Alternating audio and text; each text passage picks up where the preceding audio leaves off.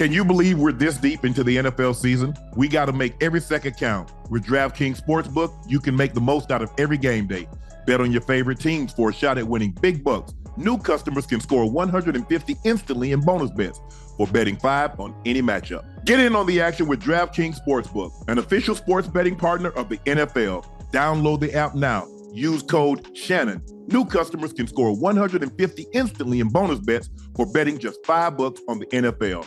Only on DraftKings Sportsbook with code Shannon. The crown is yours. Hello, ladies and gentlemen. Thank you for joining us for another episode of Nightcap. I'm your favorite sports uncle, Shannon Sharpe. He's your favorite number 85. Yeah. Bengals legend. Very, very happy today. His Bengals won in overtime without the service of Jamar Chase, got injured, DJ Reader, but they were able to pull it out. Please make sure you hit that like button. Make sure you hit that subscribe button. We are now, Ocho, at officially 461,000 subscribers, and we greatly, greatly appreciate that. Also, please make sure you help us out. Drop a review on the Apple Podcast. So anything good, bad, or indifferent, we prefer positive reviews, but we do look at the negative reviews and see what we can do better, because that's what we're about. We're not about staying the same. We're about improving. Mm-hmm. We've also pinned Shea by Laportier at the top of the chat. The holidays are right around the corner. Make sure you go grab a bottle for yourself or a loved one, or for that someone special in your life. Unc would greatly appreciate that. Also, another congratulations to Ocho. He was given the Wall of Fame award this morning. Much deserved. Yeah. Liberty City's finest, baby. Straight. I'm from Dade County. I grew up in the 40s. Man, I am who I am because of that community, man, where I come from. I left Liberty City without really leaving. So it was awesome, man, to be able to smell them flowers, man, for all the work I put in the philanthropy, and all that I've given back to that community, man. That was really dope. That was really dope of them. You might have left physically, but you never left mentally, emotionally. So congratulations on the award. Very much deserved. I want to shout out, Ocho, I want to shout out a couple of people that's been here for day one. The moment we launched this site, there are a couple of people that's been here. And what they do, Ocho, when we send out the link that we're about to go live and say, 10 minutes, 15 minutes, or 30 minutes, they'll get in the chat and they'll start talking amongst themselves. So some of the day ones, Marshawn Hunter, Mariah Leonard, and Tanya Redding, thank you so much. You also have been given moderator status. So please, to whom much is given, much is required, and that is a great power. So make sure you observe great responsibility. So thank you very much for those guys, Marshawn Hunter, Mariah Leonard, and Tanya Redding. Thank you again. Please, thank you for make sure you hit that like button. Make sure you hit that subscribe button, because that's the only way that we're going to grow. So thank you very much. Let's start with the game that just ended. The Lions. Wait. You forgot, baby. You see the shirt I got on? Okay. Yeah, you want to talk about your Rattlers? You see, I got to talk about my Rattlers, baby. Yeah, we're gonna get to it. We'll make sure we get to the Rattlers. Your guys. Oh, you want to do that later? Yeah. Oh, you want? Yeah. Okay. We'll do it later. Later. But he's excited because the Rattlers won the Celebration Bowl in Atlanta. Yes, we did. They beat the Howard Bison. So we're going to make sure we talk about those the Rattlers a little later. The Marching 101. What is it? The Marching 101? Don't do that. Don't do that. Marching 100. Don't do that. You know what it is. You know what it is. The greatest band in the land. The greatest band ever assembled. Shout out to Shelby Chipman and Dr. White. Okay.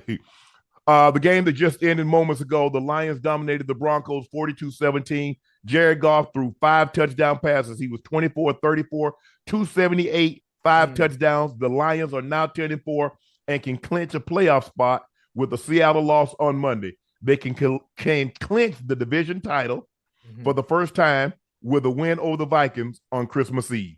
Yeah. So, watching this game, what was one of your big takeaways from the game?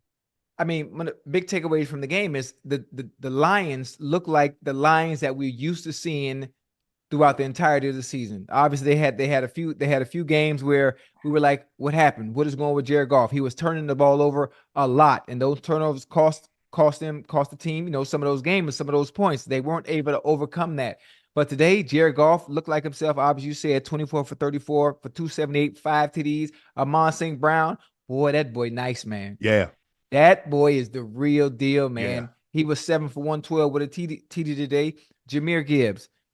Man, listen, I'm not saying he's Chris Johnson, but there are only so many backs in the NFL that can hit their head off the goalpost from anywhere on the field, and he's one of them. And I can't wait to see him break one just so I can see him get out there and scat one time, just one time. He played well today. Goddamn Sam Laporta, he was very efficient as well. Oh, he legit. He might be. He and Kittle might be the Pro Bowl representatives for tight ends in the NFC. He's really good. Yeah, okay, man. Yeah, I think so. You're right. Because he has great numbers and they're winning. Mm-hmm. Yeah. But they just look good, man. They look good all the way around, especially defensively. But I wanted to focus more on the offense because the offense has sputtered a little bit, especially with golf and the turnovers. But that offense looked good today. Very, very efficient. They look very, very good. Everybody got involved. You mentioned Laporta, the tight end. You mentioned Amon St. Brown, wide receiver. Jameson Williams had a big game. Josh Reynolds making plays. You mentioned David Montgomery. He starts the game, but Jahmyr Gibbs comes in, spells him, and he's one of the few backs, and I get what you're saying, Ocho. He looks like he's running fast. A lot of guys don't look like they're moving. No, he looks like he's fast. He looked like he's trying to get someplace in a hurry. But they were really good. Once they got their rhythm, because if you remember, Ocho, if I'm not mistaken, the first 3 drives, they punted the football. Yeah. But then all of a sudden they get their rhythm and they go touchdown, punt, touchdown again. And so it just shows you the explosiveness that they have. I thought the Broncos were moving the ball fairly well, and then one turnover changed the whole complexion of a ball game. Yeah. The whole complexion. Trying to throw the screen, right? It was a screen, right? Well, it was sometimes, Ocho, you know what? I get it, trying to get the ball away, but sometimes you just eat it. Sometimes you just eat it and say, you know what? That's a 10-yard loss. Let me come back and try to get it on second down. Let me try to recoup some of that on third down. But the thing that you don't want to do is turn the football over. Right. And even though the Broncos defense didn't give up points, it's the fact that it took a lot out of your cell offensively. Right. And they really could never get back on track. And then I saw they scored a touchdown and they called offsides. And I still didn't see who the offside was on, but I guess it is saying one of the offensive linemen helmet was over the ball, but I couldn't see it. But maybe you saw something that I didn't see. Maybe somebody in the chat saw something that I didn't see. The calls are getting a little bit ridiculous now. And now, obviously, because of what happened, with Kadarius Toney, now they're just going to be calling they're going to be nitpicking and calling every little thing. So now everything has to be perfect when it comes to alignment. Because you know what happened, Ocho. You know what happened. Andy Reid said what they do is that they gather because they get all the footage from every game. Right. And it's like, this guy's offside. Look at that defensive lineman. He's offside. They send it into the league office. They send it into the league. And then the league office tell all the referees, now it ruined it for every goddamn body. That's it. You know how somebody do something and they tell, man, why you told? You ruined it for everybody. Bro, you got caught. You just go ahead and bite that bullet. Don't you worry about everybody else. Not everybody got to be on the field. Yeah, everybody got to suffer. But Quinn Menarez, they said he was offside, said his helmet was over where the center had the ball. Maybe he got a big head. What if his head big and he really can't help or control him being offsides? But here's my thing though, Ocho. I don't know because you saw that play and then you see Sean Payton light into Russell Wilson. I don't know how you expect Russell to see that to tell him, hey man, you need to back up. You think that's what it was for though? I don't know. You know what's funny? Is I like that. I like the coach getting into his quarterback when something isn't going right. I think it's a cardinal sin or rule number 1. You never chastise your quarterback. You never chastise your quarterback in front of everybody. You always do it behind closed doors. Or you whisper it, or you definitely don't do it on national television. And you definitely don't do it on national television. But the fact, I think that the relationship, in order for them, even though they lost today, for that relationship and that maturation process that Sean Payton and Russell Wilson have, I think for it to get where they wanted to go, things like that, you need to be able to take that. Because he expects greatness out of you in order for the Broncos and that team to get where they need to get to. Whatever mistakes or whatever he was chastising Russell Wilson for, you can't make those mistakes. You can't, whatever it might be. But I don't know if he made a mistake because if you remember, Ocho, it was the touchdown and they called it offsides. Right. So I'm just trying to figure out how Russ was at fault. Russ was great on that drive. It must have been something we didn't see. It had to be something we didn't see. Because he hit the running back on a Texas route. He almost got in. He did the pitch to Javonte Williams. He almost got in, and then they ended up running the little belly play to the fullback. He did get in, but they threw the flag saying he's offside. So I don't know. So maybe it was something that transpired, Ocho, during the drive that we didn't see. Right. But that's very strange to see the head coach light up the quarterback, a Russell Wilson type. Now we've seen him jump all over Mullins, the guy that was filled in for the backup in Minnesota. We've seen him get on second level, a third, third string quarterback, but never the starter, especially of that ilk. Right. And so for that to happen, something had to seriously go wrong. But we, like I said, maybe we missed it. It couldn't have been on the 3 plays that I looked at in which scored. They run a little Texas route. The running back gets stopped at the 1. Javonte Williams, I thought he got in. He gets stopped at the 1, and then they run the belly to the fullback. He ended up getting in, and then they called offside. So I really don't know what Sean Payton got so upset about. Yeah, but you know what else? You know what I think about it? The fact that, do you remember when's the last time the Lions went to the playoffs? Remember what year? What year was? Probably. I know the last time they won the division was 93. Okay. So it's been 30 years since they won the division. I think they went to the playoffs in 2011. It might be 2011. 2011? Was it? It must have been a wild card, huh? Yeah, they were. Yeah, they ain't won the division now. Yeah. Well, listen, they gonna. Oh, I was correct. I mean, Ash, I'm sorry. They did. I think they're gonna win the division this year too. Listen, the Lions remaining schedule. They have the Vikings, Christmas Eve. Then they got the Cowboys, if I'm not mistaken, right? Yes. The Lions are 4-0. This season, the Lions are 4-0 in primetime games. They haven't lost. Right. They haven't lost in primetime. Obviously, that's the best. That's the best in the NFL. Right. And I think they're going to win their first division title since 93. Yeah, since 93. Actually, they won again. They went to the playoffs also in 2016, right? Yeah, I see it. Yeah, 2016. They lost in the wild card to goddamn Seattle, to the Seahawks. Seattle Seahawks. Yeah. Mm-hmm. But I thought the Lions defense, AG Aaron Glenn, has them playing that's well. My boy. Yeah, they get after your quarterback. They pursue to the football. Nobody gives up. Somebody runs down the field. You see defensive linemen chasing. That's what you like to see. The DBs are not giving up on plays. They can see no catches. They're fighting to the very end, trying to pull the ball out. So you like to see that. The Broncos defense did not have one of their better playing games.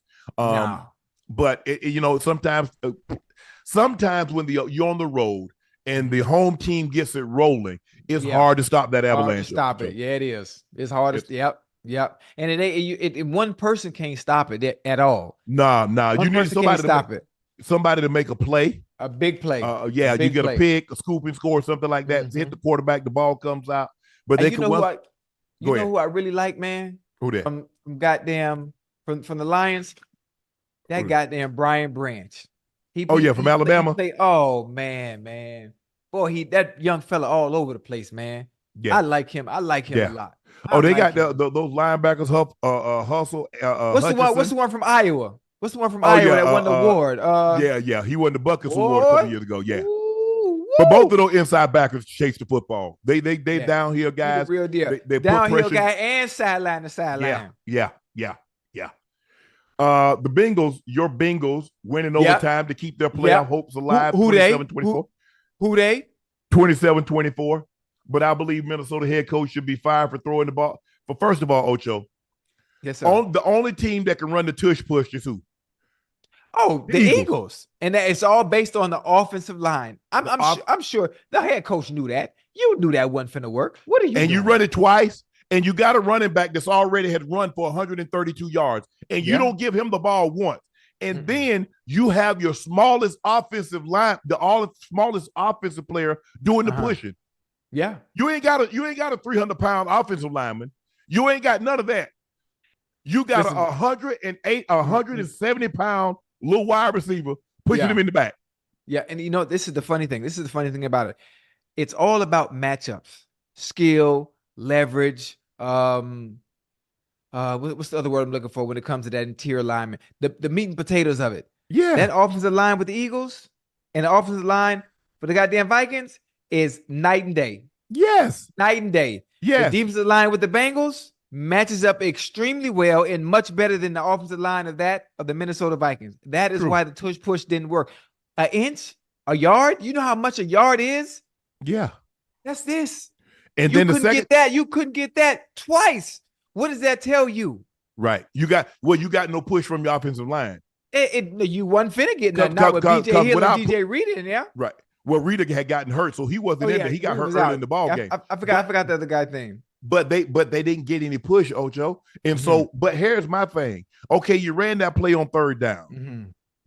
Why not give it to your running back who'd been running all day? Chandler had been running up and down the field. Yeah, he been running up and down the field now, but you got to think about it. Now we on the goal line. Do you really want to run out on the goal line and then they bring you want Chandler with the ball in his hand on the goal line, or you want your backup quarterback with the ball on the goal line? Which one you want? I know one thing. You know what would have happened? You know what would have happened? Obviously, I think if they would have handed the ball off, you would have blitzed, and you weren't gonna get that. How about you do? How about they were there? Guess what the Bengals did?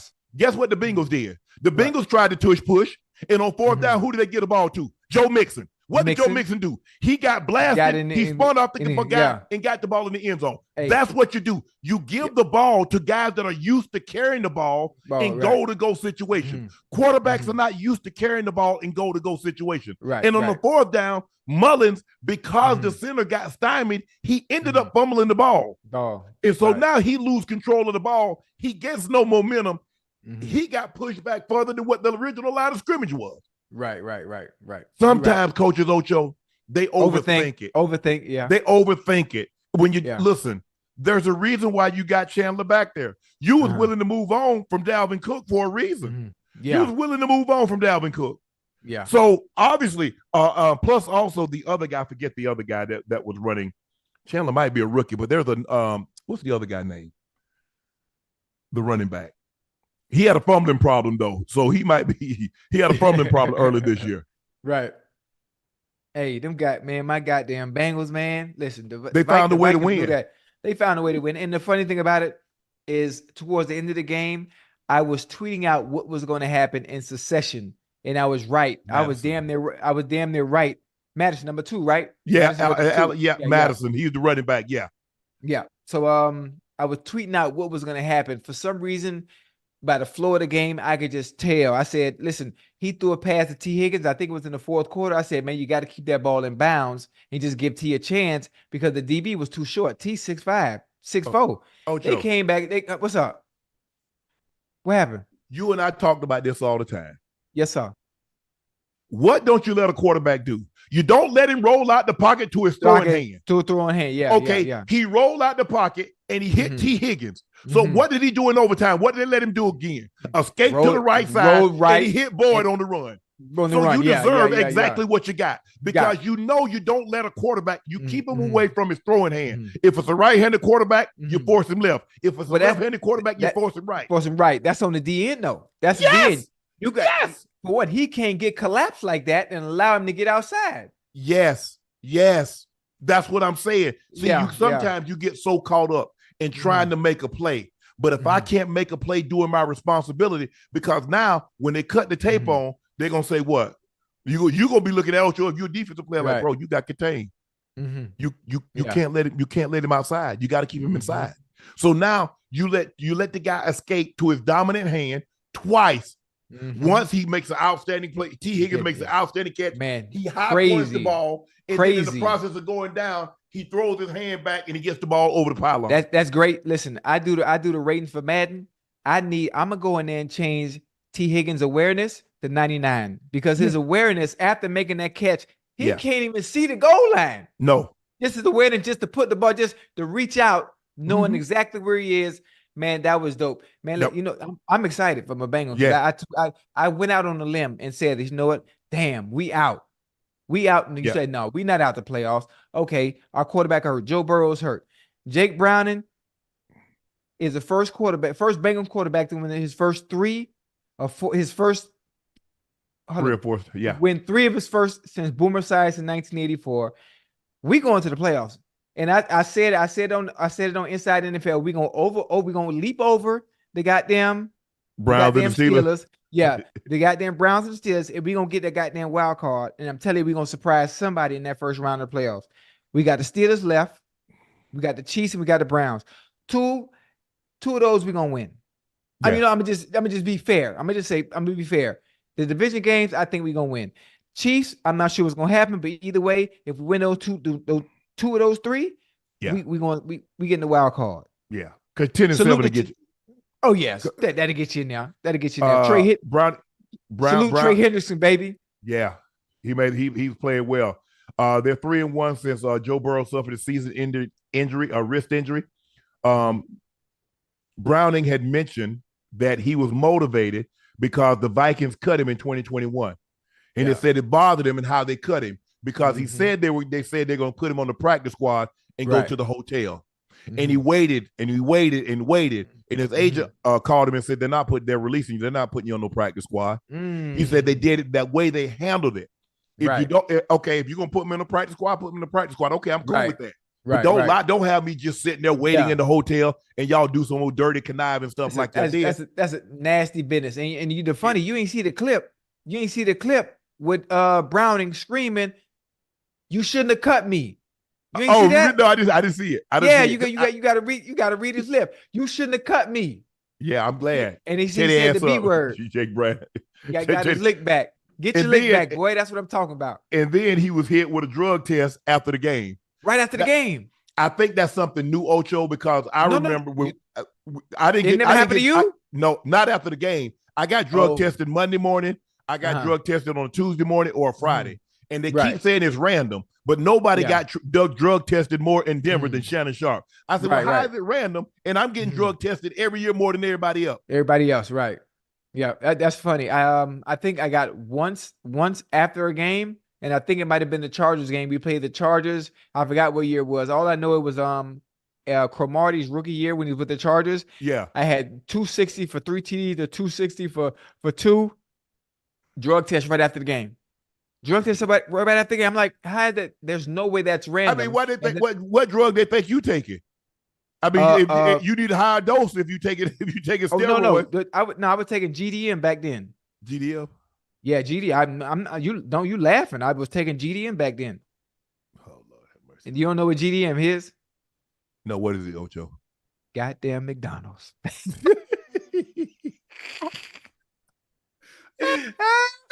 Well, they should have checked your cholesterol because that one was through the roof. It wasn't through the roof, but your cholesterol. Yeah, but it was funny. And then it's certain people.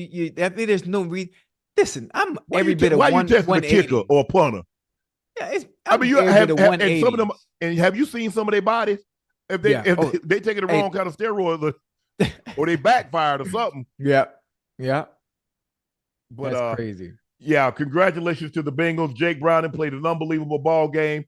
He the Minnesota had an opportunity, Ocho, to put some separation early. Remember, Mullins threw 2 interceptions. Yeah. One on like the 2-yard line, and the other he threw another one. He was going down and hit the D lineman laying on his back. That he will never get an easier interception in his life. Yeah, that ain't nothing but the football guys right there. You're exactly right. The football guys. The Colts hammer the Steelers. Gardner Minshew keeps their playoff hopes alive. Threw for 215 yards, 3 scores, 3 different receivers. Indy trailed 13-0 midway through the second quarter, but then could score 30 unanswered points. The Colts are now 8-6, have won 5 or 6 to move into the bottom of the AFC South into playoff contention. They currently hold the number 7 position in the AFC. Oh no, Ocho! They say Ocho. They say they want that playoff. They want that wild card. Who? The Colts. The Minshew Magic. Gardner Minshew. Man, child, please listen. I like Minshew. I mean, he's nice. He's cool. He has a nice supporting cast. They did well today, but again, they did play the Steelers. Let's not get too whoa. They did play the Steelers. You tell me all the time it don't matter who out there. I mean, I know it don't matter who out there, but look at the product. The Steelers have lost the last 2, not the last 3. You know, they ain't no threat, which is why I said it 2-3 weeks ago. The Bengals are gonna come back. They're gonna be a threat to overlap. Yeah, a threat to who? They're gonna be a threat to the Bengals. Man, the Colts don't want to see us. The Colts don't have. No, I'm saying the Steelers. going to be a threat to you guys. No, they're not. No, they're not. No, they're not. No, they're not. Not They're playing. bad. The Steelers bad. Steelers, yeah, I mean, Steelers need to overhaul, Ocho. It's whoa. Slow down. The Steelers are having one bad season. I don't know about no overhaul already. Their coach, goddamn Tomlin, past 17 years, he's been above 500 every single year. Every single year. I don't know about Ocho, that's not the standard. That's not the standard for the Steelers. The Steelers are about championships. We got to stop rewarding. Oh, he above 500. That's not why they pay you $8-9 million to be above 500. For one, they pay you for championships and to get the team in the playoffs, make deep playoff run. When was the last time the Steelers made a deep playoff run?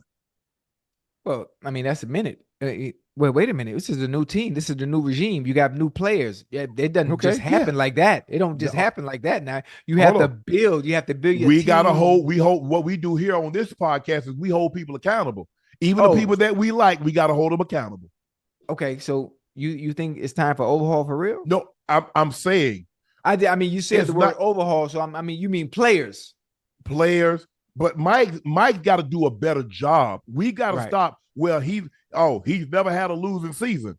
Well, it's been a long time that we thought the Steelers were going to be a threat to win something too, other than the division. Right. Now, I get it. A lot of their, Ben got old. They held on to Ben. Ben held on a lot longer than what he should have. And when you got guys like that, and that's what the Steelers are known for loyalty, especially they're really, really, really good players. If you go back and look at those 70 Steelers, they didn't get cut. They just got old and they got rid of them. And that's why they struggled, late 80s into the 90s. They had that 1 year in the 90s because Lambert and Ham and Joe, Mean Joe and LC and Greenwood and Mel Blunt and all those guys got old at once. Well, you got 10 Hall of Famers that get old at once, Ocho.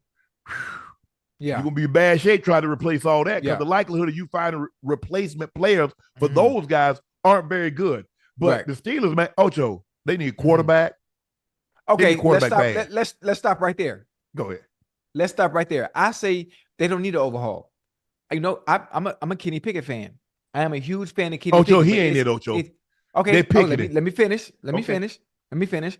Kenny Pickett is a good quarterback. I don't think he hasn't matured to the point where Kenny Pickett is the answer to being a franchise quarterback and a quarterback that can get the Steelers back to prominent winning consistently, meaning every time we have a season, we're going to be in contention year in and year out. When you had Big Ben, you knew year in and year out, you're going to be in goddamn contention to be playing in the playoffs and a chance at a Lombardi trophy. I don't think Kenny Pickett is that guy just yet. Obviously, it's only year two or year three for Kenny. 2.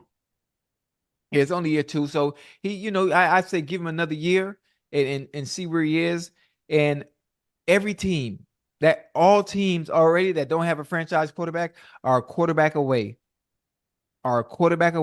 from changing their franchise. That's all it comes down to. That's all it comes down to. When you finally find that franchise quarterback, all you have to do is build around him. Because they have the weapons. He had the supporting cast. You got the running backs. You got the receivers, Deontay Johnson and goddamn. The attitude is terrible. The attitude is piss poor, Ocho. I mean, let's think about why they're upset. Understand why. You just mentioned it. That's you just said it out yourself. You just said it yourself. Ocho, we've all been in situations where the quarterback was less than ideal. Right. But that's frustrating. That's frustrating. Here's the thing. I'm sure you got upset too when your quarterback was less than. Well, you got lucky. Well, shit, you had goddamn John Elway. I did. You was fortunate. Everybody wasn't as fortunate as you was when they played. I played 14 years. I had John for 9 of those years. And also John missed half a season 1 year. But I understand. But Ocho, here's the thing. For me, I always tried to put on a positive because I didn't want the younger guys to think that behavior was acceptable. Right. I came to work. I was a professional at all times. Right. I came to work on time. I went to meeting on time. I practiced hard. I did what I was supposed to because I wanted to show the younger guys, this is what it takes to be successful. You want to have a long career. You want to win. This is what you need to do. I got frustrated, Ocho. Yes, I want the ball. Yes, I believe I can help this team out of this funk if I were to get the ball. But I mean, I just want to know what was pouting and throwing helmets and throwing water coolers. What the hell was that going to help? That wasn't going to give me the ball. Yeah, it wasn't going to get you the ball, but being able to, it's hard for receivers when you get frustrated. Yeah. And you sometimes your emotions get the best of you. You know, I'm trying to think, have I ever gotten like that on the sideline? I think maybe once. Yeah, maybe once. Yeah. Maybe once. Because I was one that didn't want to show up any of my teammates. I didn't want to show up my coach. So I was able to control it because I knew the camera was always on me. So I kind of kept it mellow, even though I was frustrated on the inside. Yes. And you could tell by my body language when things weren't going well. Or they were allowing another team to dictate whether I can get the ball or not. And that shit really pissed me off. That shit really pissed me off. That grinded my goddamn testicles when they allowed another team to dictate whether I can get off or not. That bothered me. We did not game plan and have meetings for hours and hours and hours of practice and watch hours and hours of film to come out here on a Sunday and tell them, well, if you play this defense, we can't get the ball at 85. That don't sit right with me. That just don't sit right with me. Because if that's the case, then I ain't need to goddamn practice if you're going to let them do me like that. That's just my mindset and the way I thought, you know? But, I mean, that's neither here nor there. But I just and the thing is, like, I'm a big believer in that showing up the quarterback also. And that was never that. See, that was the relationship that I had with John. I was never gonna show him up. All I asked him, look, give me an opportunity to protect myself, because I'm gonna do my best to come down with it, or it's gonna be incomplete. And I'm never gonna give up on a play. And so he didn't like if he missed you, you like. Oh, matter of fact. Yo, I did that once to Carson. We were playing the Steelers. He overshot a ball. He overshot it, or it was out of reach, and I was wide open.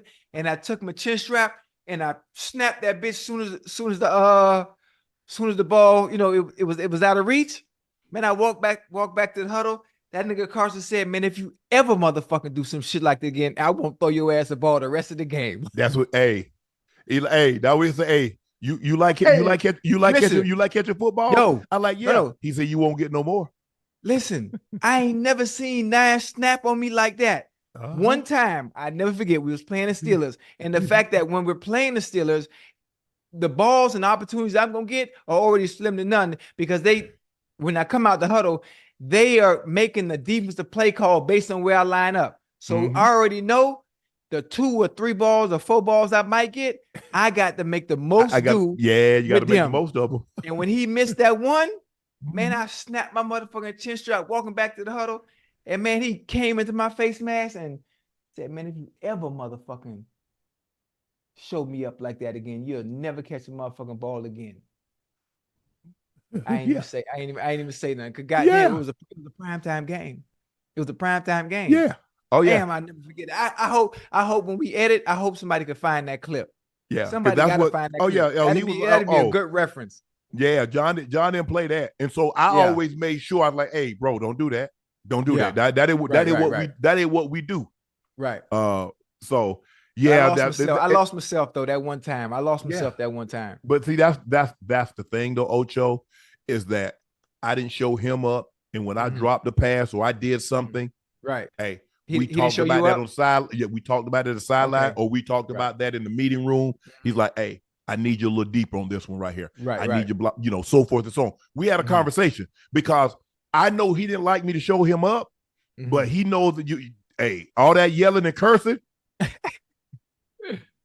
walked by you talking to like? Yeah, who walked by you talking to like that? Yeah, I know that well. You ain't talking to me like, man, please. So listen, we had a great relationship. We had a great understanding of the things that how we communicated with each other to get each other's point across. So check this out, Ocho. Kadarius Toney need to let it go, bro. Now Andy Reid was fined $100,000 for criticizing the officials. Woo! Patrick Mahomes was fined $50,000. Now you know, I know they got those penalties because they was yelling at the officials, really talking to Kadarius Toney. They got docked $150,000 coming from him. This is what he told reporters. Whether it was an inch, 2 inches, or whatever in front of the ball, the referee got a job to let me know. He doesn't. He didn't make no effort. You watch the video. He didn't make no effort to say anything, no alignment. So apparently he wanted to do that regardless. Ocho, football 101. It's the 2 A's, alignment and assignment. You can't do a damn thing on the field if you don't know your alignment or your assignment. Yeah. That's your responsibility. Mm-hmm. Yeah. Instead of saying, you know what? Again, what did I tell you, Ocho? I say, see, he ain't got no personal accountability. I told that. See, I've been telling you that for the longest time. He just told you. Instead of saying, you know what? I was wrong. I lined up off sides. I've got to do a better job of making sure my alignment is correct because that falls on Kadarius Toney. That falls on me. Right. But I was wrong, and I let my team down.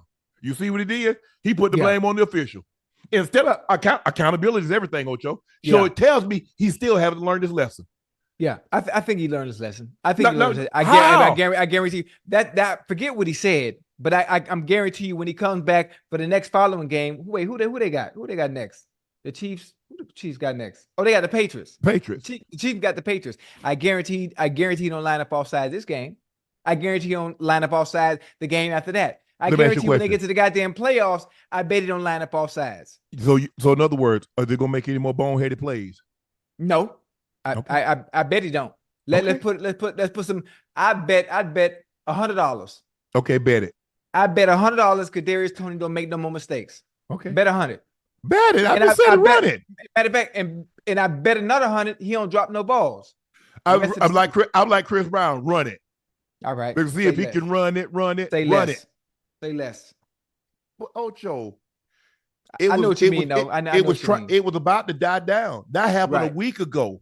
So instead of look here, my grandma said, "Boy, the reporters asked him. He just not savvy enough with the reporters to say they ignored. He just answered probably with no ill intent, just answering the question in general. Intent only matters to you.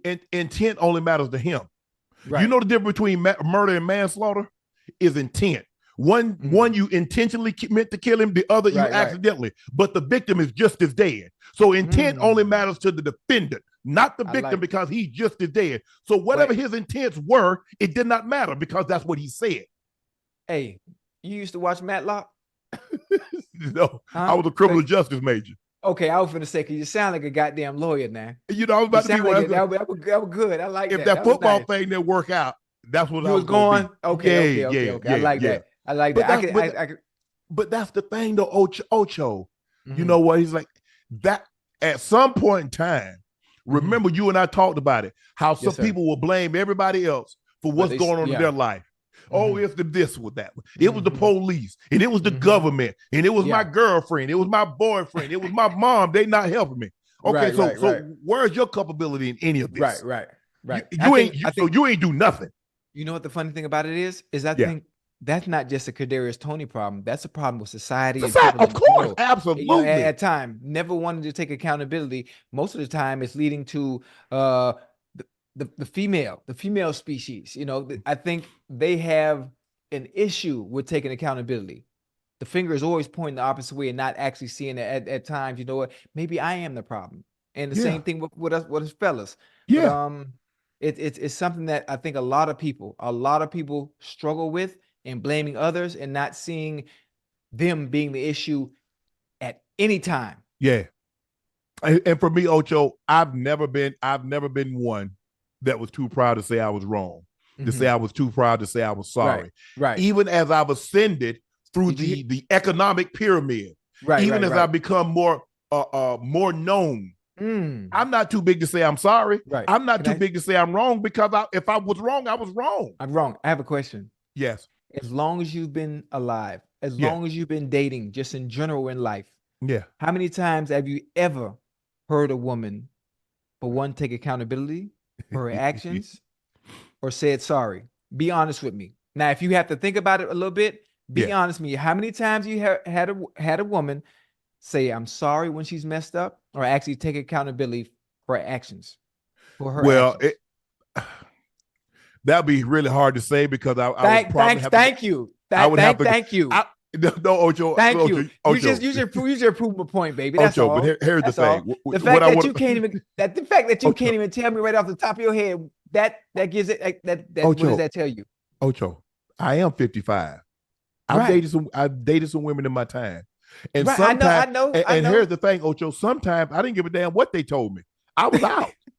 They could have said I was wrong. I'm sorry. My bad. Whoa. You don't believe in second chance? Yes, I absolutely do. Absolutely do. Okay. Ocho, but when you no longer want to be in a situation, it doesn't matter what they say. Okay. I've been in that very situation where I've told someone I'm sorry and I apologize, but they say, Shannon, it's too late. Oh. Okay. Yeah, it happens, Ocho.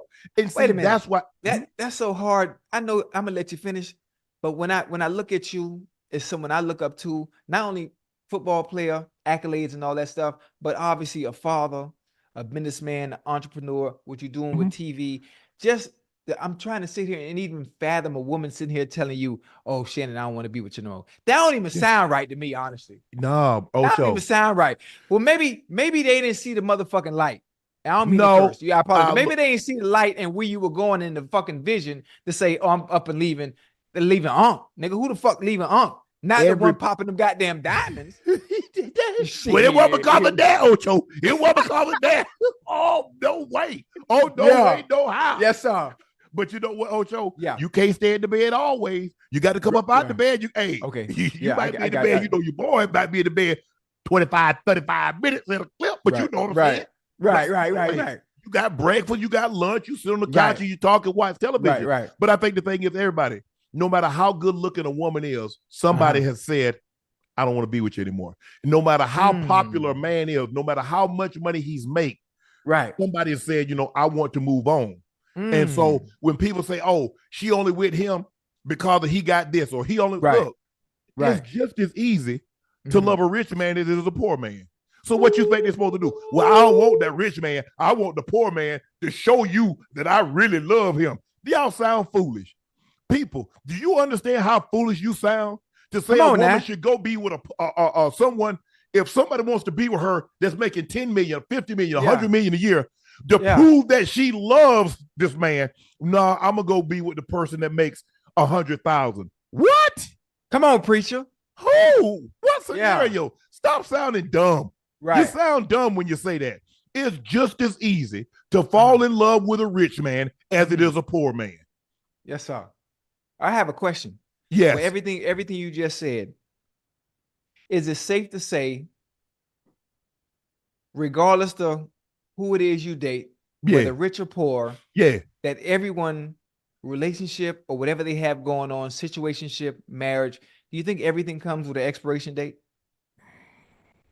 Possibly.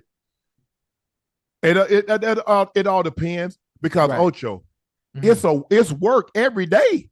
Yeah. It's like today's podcast is not the same as Thursday podcast. And tonight's podcast won't be the same as tomorrow. And tomorrow won't be the same as Monday. And Monday won't be the same as Wednesday, Thursday, so forth and so on. So a lot of times when people think, when they get married, people think the job is over. Well, I'm married now. No. You got to. This is what I tell guys when they want to get to the NFL. I say, now your journey is not ended. Your journey is just started. You dreamed of being here. Now the journey starts. So when you get married, I've never been married, but I've been in relationships, and I know a lot of mistakes that I've made is that I got into the relationship and I stopped working. I didn't work nearly as hard in the relationship as I did to get the individual. Come on, preacher. And I'm not foolish enough, or I'm not naive enough to know that. I know that. Hold on, let me write that down. Let me make sure I don't wait a minute. Let me get my motherfucking pen and paper, because I'm not finna stop working. You got me fucked up. I think you gotta work. You gotta work. Because the rail that you met is different than the rail right now. And she's gonna be different tomorrow. And so are you. Right.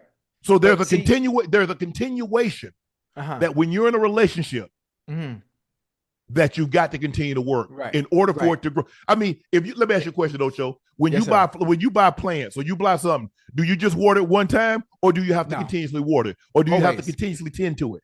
You got to tend to it all the time. I mean, obviously, I see relationships is similar to the upkeep. Yes. If you have a rose garden, if you have plants, Yes. and, I hate using that analogy, but you see where I'm going with it. Yeah, but we talk about upkeep and the maintenance and the thing in order for it to grow. In order for it to grow. And the same thing, her and I have these talks all the time. And I like to have the tough conversations. How are we going to last? How are we going to defeat the odds? Relationships and marriages, you see what the statistics are, right? Yeah, 50%. How are we going to outdo that? What's beat going the to make odds. us any different? How are we going to beat the odds? Also, are we going to evolve, or are we going to grow apart? Are we going to grow together? Now we have the craziest conversations. You have to before we take that motherfucking walk down the aisle. Because once we take that walk down the aisle, oh baby, ain't no coming back. Yeah, ain't no coming back. I need to nip all that bullshit out the motherfucking way now, ahead of time. What's it gonna be like to live with you? Right. What's it gonna be like when you're mad? I need to see you in all your seasons. I need to see you in all your seasons before I even walk down that aisle. Yeah. Well, the greatest trick to survival is adaptability. The greatest trick to sustain anything is to being able to adapt. Because if your person, you can't be so rigid in your thought process is that it's this way. And when she's going through her things, you suck it up. I mean, there are times that you got to give tough love and to make sure but you also got to be that supportive. And I haven't always been that. A lot of times I was more concerned about me. Come on now. Hey, I need you to support. I need you to support me, keep me propped up when she needed me when she needed me at my best. Right. When she needed me the most, I wasn't there. And Ocho, I didn't know that at the time. It took me being out of that situation. And and a lot of times, because I spent a lot of time alone, is that now I sit back and I have the luxury of hindsight, the magnificent science of knowing today what I didn't know yesterday. So now I'm like, and you try not to, but when you've done something as long as I have, it's hard to break that. And so I've tried to be a better listener, a better communicator. Because like I say, Ocho, and I tell this story all the time. My therapist told me, she said, Mr. Sharpe, you're speaking Mandarin, she's speaking Spanish. And one of you guys got to learn the other's language or it's not going to work because you're communicating and you don't know what. You don't know what the other is saying. Right. Her form of communication is affirmation. Tell her she looks good.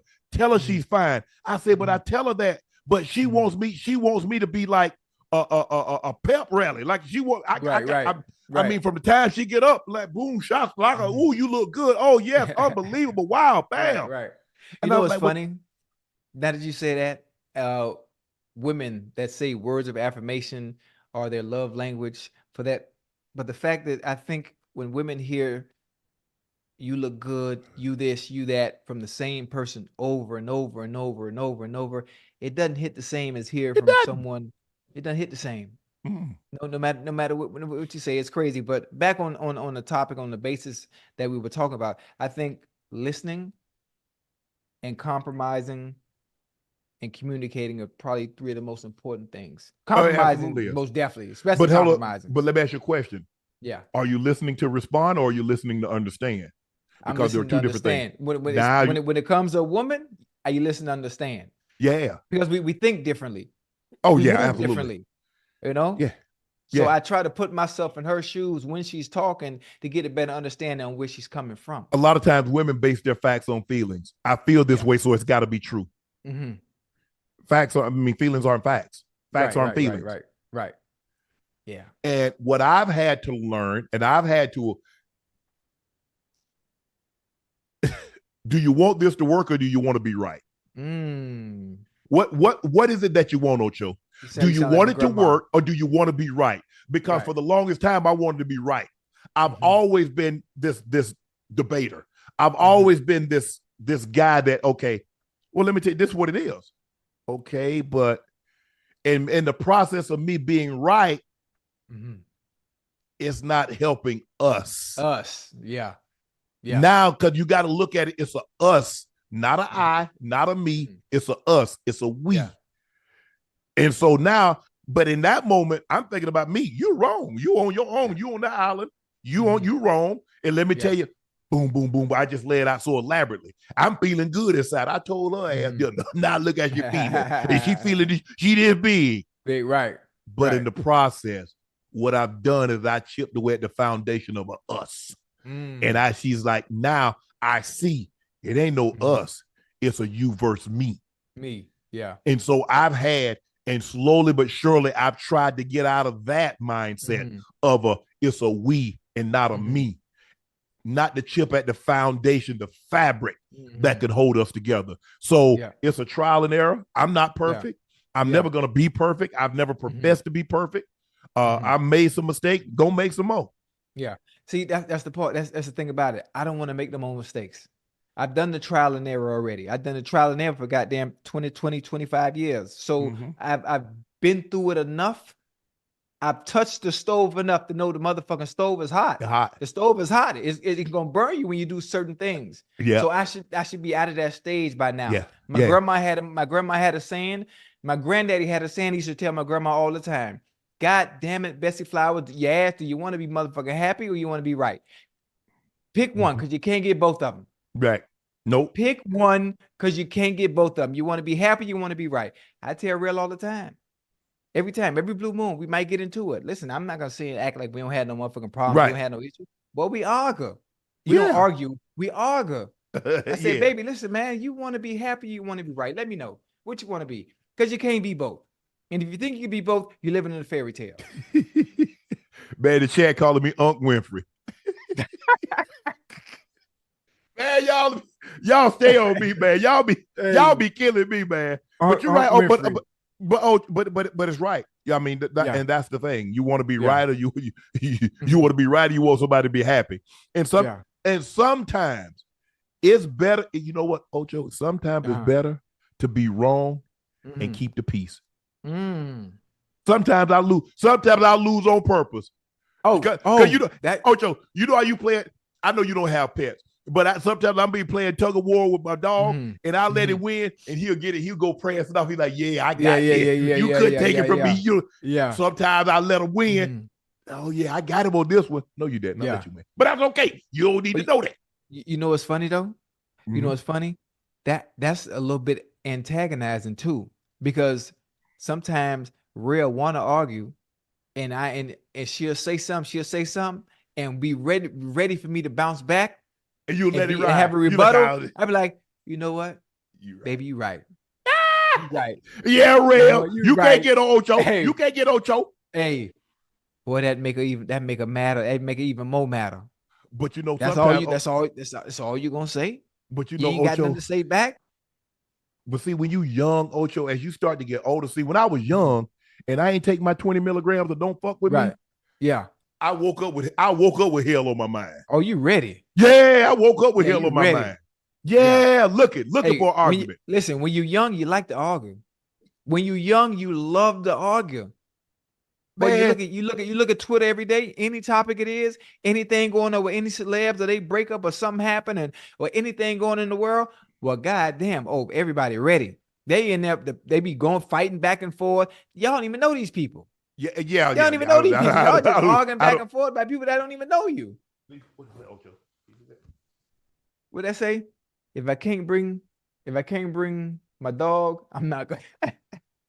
It ain't for me. It ain't for me, Ocho. Hey, yeah. Hey, you saw I retweeted earlier. You saw that big ass Great Dane in the kitchen? I ain't see it.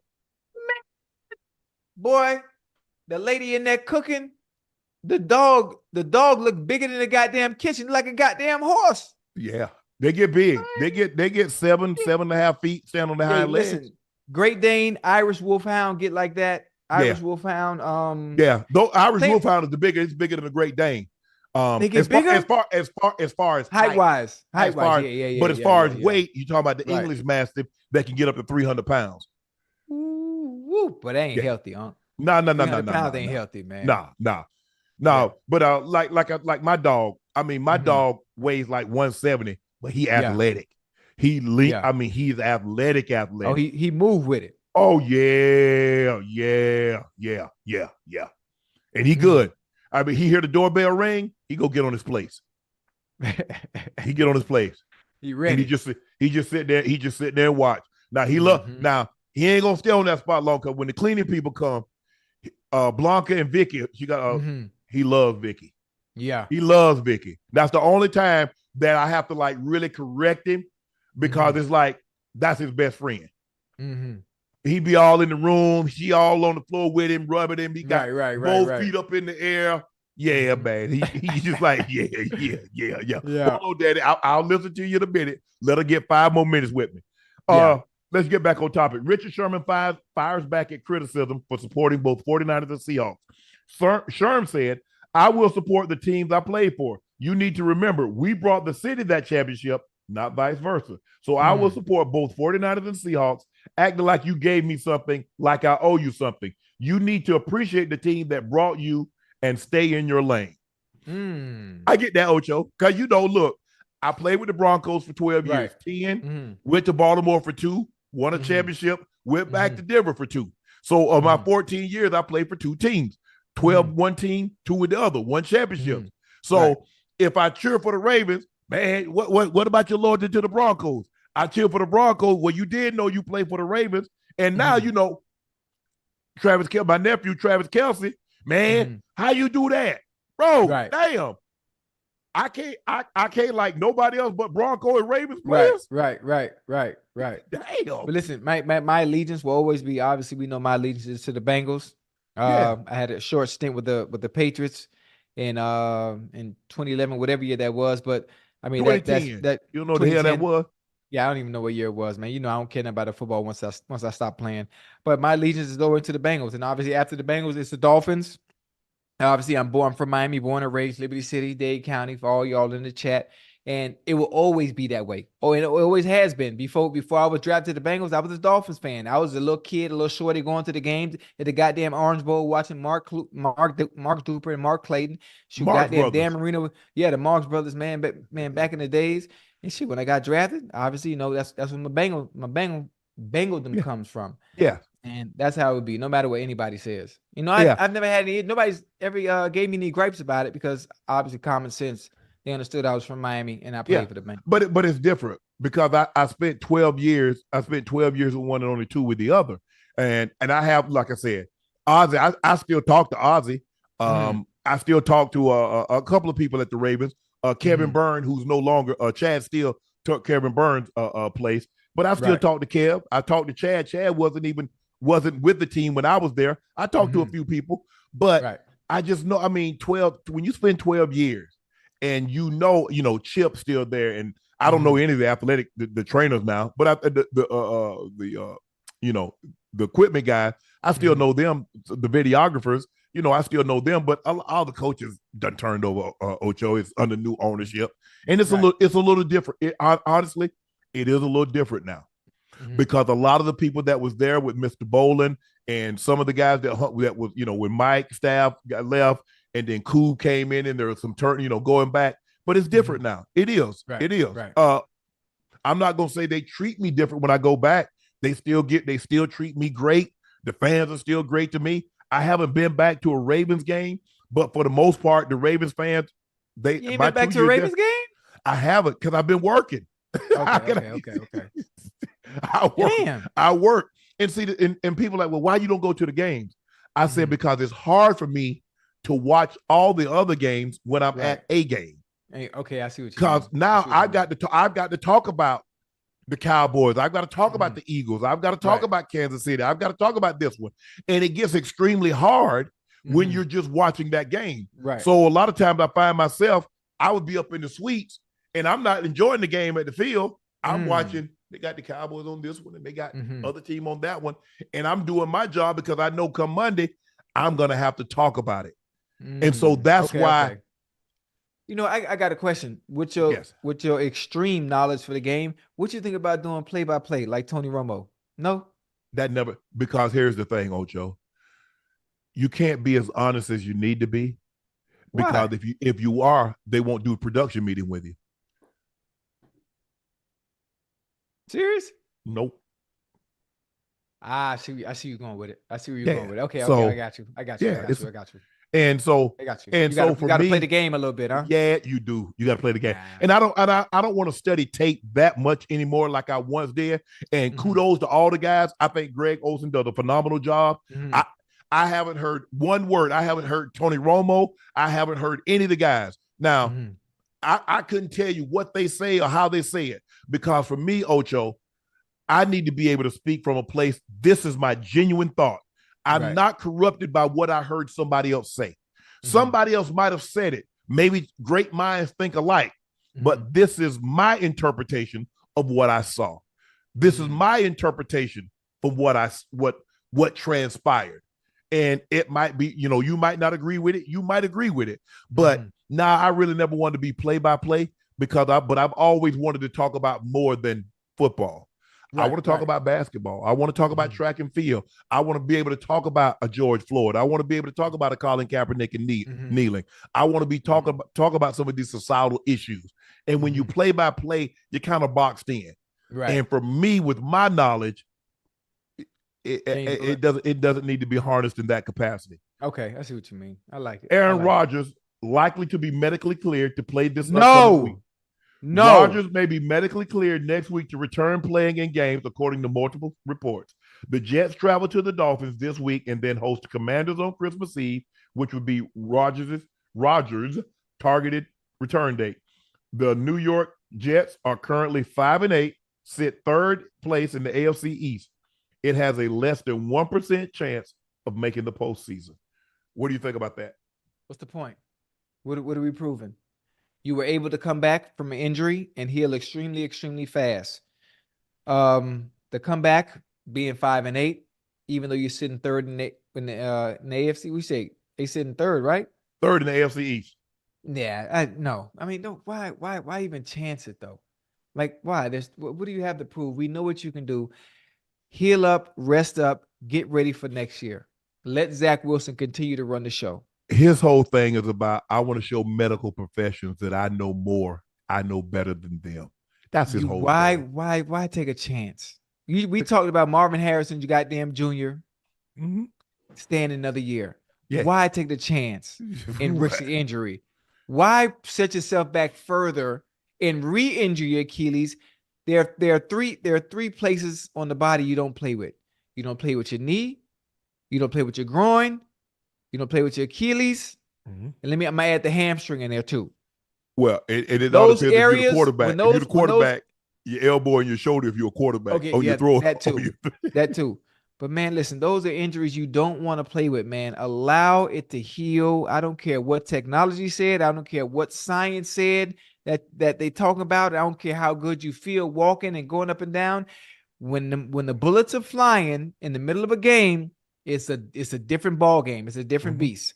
Don't come back. Don't come back. There's a difference between game and practice, because practices are what? Scripted. The game isn't scripted. Oh no. So you can call plays, you can script practice where they don't get pressure around and you don't have to do anything suddenly. Now all of a sudden you get into the game. Ain't no script. You got to move faster. You got to react. Listen, is that area ready for that type of tension and the suddenness in which you're gonna have to react? Bingo, the suddenness. I thought you took I was looking for the goddamn word. You brought it right up, man. Don't do that. Don't do that to your body, man. Rest. Wait for next year. Training camp. Have the whole 9 yards. Boom, you'll be fine. You get out there, you're gonna hurt yourself. The Rattlers are the national champions. FAMU beat Howard 30-26 to claim the program's first Celebration Bowl and its first and Black college football national championship. The Rattlers scored 3 fourth-quarter touchdowns to overtake the Bison and win 30-26. Yeah. Florida A&M, the greatest HBCU of all time. I want to send a congratulations to everybody, all FAMU Rattlers, current students, football players, alumni, President Larry Robinson, I salute you. AD Tiffany Sykes, I salute you. Head Coach Willie Simmons, I love you. Even the Marching 100, Brother Shelby Chipman, I appreciate you. That's Will Packard's alma mater. Oh yeah. The greatest, not just any alma mater, the greatest alma mater. The highest of the 7 hills. Where you in the school at again? Savannah State. Y'all, Savannah State don't want to see FAMU. Y'all want no smoke and nothing. Y'all don't want no smoke with us. On the field, on the basketball court, tennis court, the band. I ain't even gonna mention the band. Y'all don't want none of that. We do it. Y'all don't want none of that. Hey, you saw when I went back to Savannah State for first take. You see how we got that thing crossed. Boy, Yay Show, boy, that was nice. We had that thing crossed. We had that thing crossed up in there. Hey, when you came out, boy, that thing was live. We had that, that's how we do. I ain't gonna lie to you. Hey, but there's only one. Do it. Listen, but there's only one though. There's only one. Well, Savannah State, that's it. The greatest. The college by the sea. The college by the sea, bro. The highest of the 7 hills. Because we gonna strike, and we gonna strike again. Ocho, there's I read a survey that said the 4 most important pillars in a relationship: religion, money, in-laws, parenting, and money. If you had to rank them, how would you rank them? Religion, in-laws, parenting, and money. I'm going money first. I agree. I'm going money first. I don't care what nobody say. Don't get on here preaching that old righteous bullshit.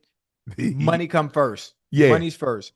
I think in order for people to be compatible, I'm not sure 2 religions can be together. Maybe you can, depending on how much you love each other. I think you ain't even got to go to church. You ever been to church? Never in my life. Okay. You got okay with me. Yeah, I mean, some people are very serious when it comes to their religious beliefs. True. And they want their partner to think and feel and have that same vision as they do when it comes to their religious beliefs. True. So I think I would put religion second. Third, that would be parenting. What was number 4? What was number 4? In-laws. Yeah, third would be parenting. In-laws, who cares about what the fuck they think? Yeah, keep them up. Oh, my bad. Keep them mofos out your business. Yeah, who cares? They always in somebody's business. No disrespect. No disrespect. Now, I hate people that allow their in-laws or family to dictate whether they should be with somebody. If that individual makes you happy, I don't care what nan family member think about me. Man, fuck y'all. Y'all ain't got to deal with them. That's me. I got to deal with that. But parenting is very important. Very, very important. Hell, shit. As a parent myself, I'm still a goddamn a work in progress. Yeah. For me, Ocho, I would probably say money, parenting. It all depends on the type of religion, because some religions are more stringent than others. And you see a lot of people not wanting to mix those. So I guess it all depends on how devout you are in your faith. Right. Because I think the more devout you are in your faith, the less malleable or bending or flexible you're going to be when it comes to religion. Ooh. So for me, I mean, long as you ain't out there cutting up no goats and no building no satanic stuff. I think we pretty cool. If you want to go to church, have at it. Yeah. I like church too. I like church. Obviously, I went to New Birth. I went to New Birth Baptist Church. Bishop Victor T. Curry. New Birth in Atlanta? No, not from Miami, man. I'm talking about the original. I thought you talking about New Birth. Listen, I'm talking about the only New Birth. The New Birth in Miami, Florida. Pastor Victor T. Curry. The real New Birth. No disrespect to the church. No disrespect. But I here in Miami, man, and I don't go to churches as often as I used to. I don't go as often as I used to. I think I've gone enough. Obviously, growing up, Grandma had me in church. Grandma went to church in Overtown. Reverend Clark was her pastor. That was our first pastor, Reverend J.E. Clark, Mount Zion Missionary Baptist Church. Yeah, listen, Mount Olivet Baptist Church, Reverend Clark, and over there in Overtown. And I kind of not graduated, but I kind of veered off over to New Birth Baptist Church that was at Miami Northwestern at the time. They were having service at Miami Northwestern. I would walk all the way from my house on 44th Street, all the way down 7th Avenue, just to go to church there, and always been there for years. But I don't go as often as I need to. And the fact that you just brought it up about religion see what has happened is that the church is taking on a different meaning. The church is here. See, what people have gotten confused is that the building. Right. That's not what a church is. Right. There are people that go to church and will say or do anything. There are people that go to church. See, people have hidden behind religion for thousands and thousands of years, and they'll use that book. There are places in the Bible that you can find that will support anything that you do. Come on now. It ain't even Sunday, but go ahead and preach. And people will use that. Now, in the Bible, in Leviticus, it says you're not supposed to sleep with a woman on a cycle. How many women will give it up on their cycle, and how many men will take it?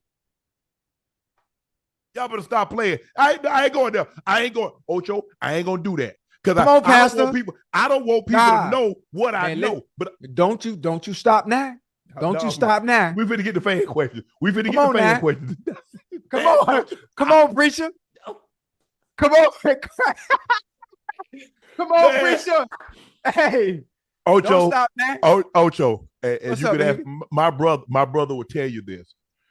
When I was probably about 11 or 12, yes, sir. The pastor told my grandmother, he told her that I was going to be a minister. Yes, sir. I don't know what happened to me, Ocho.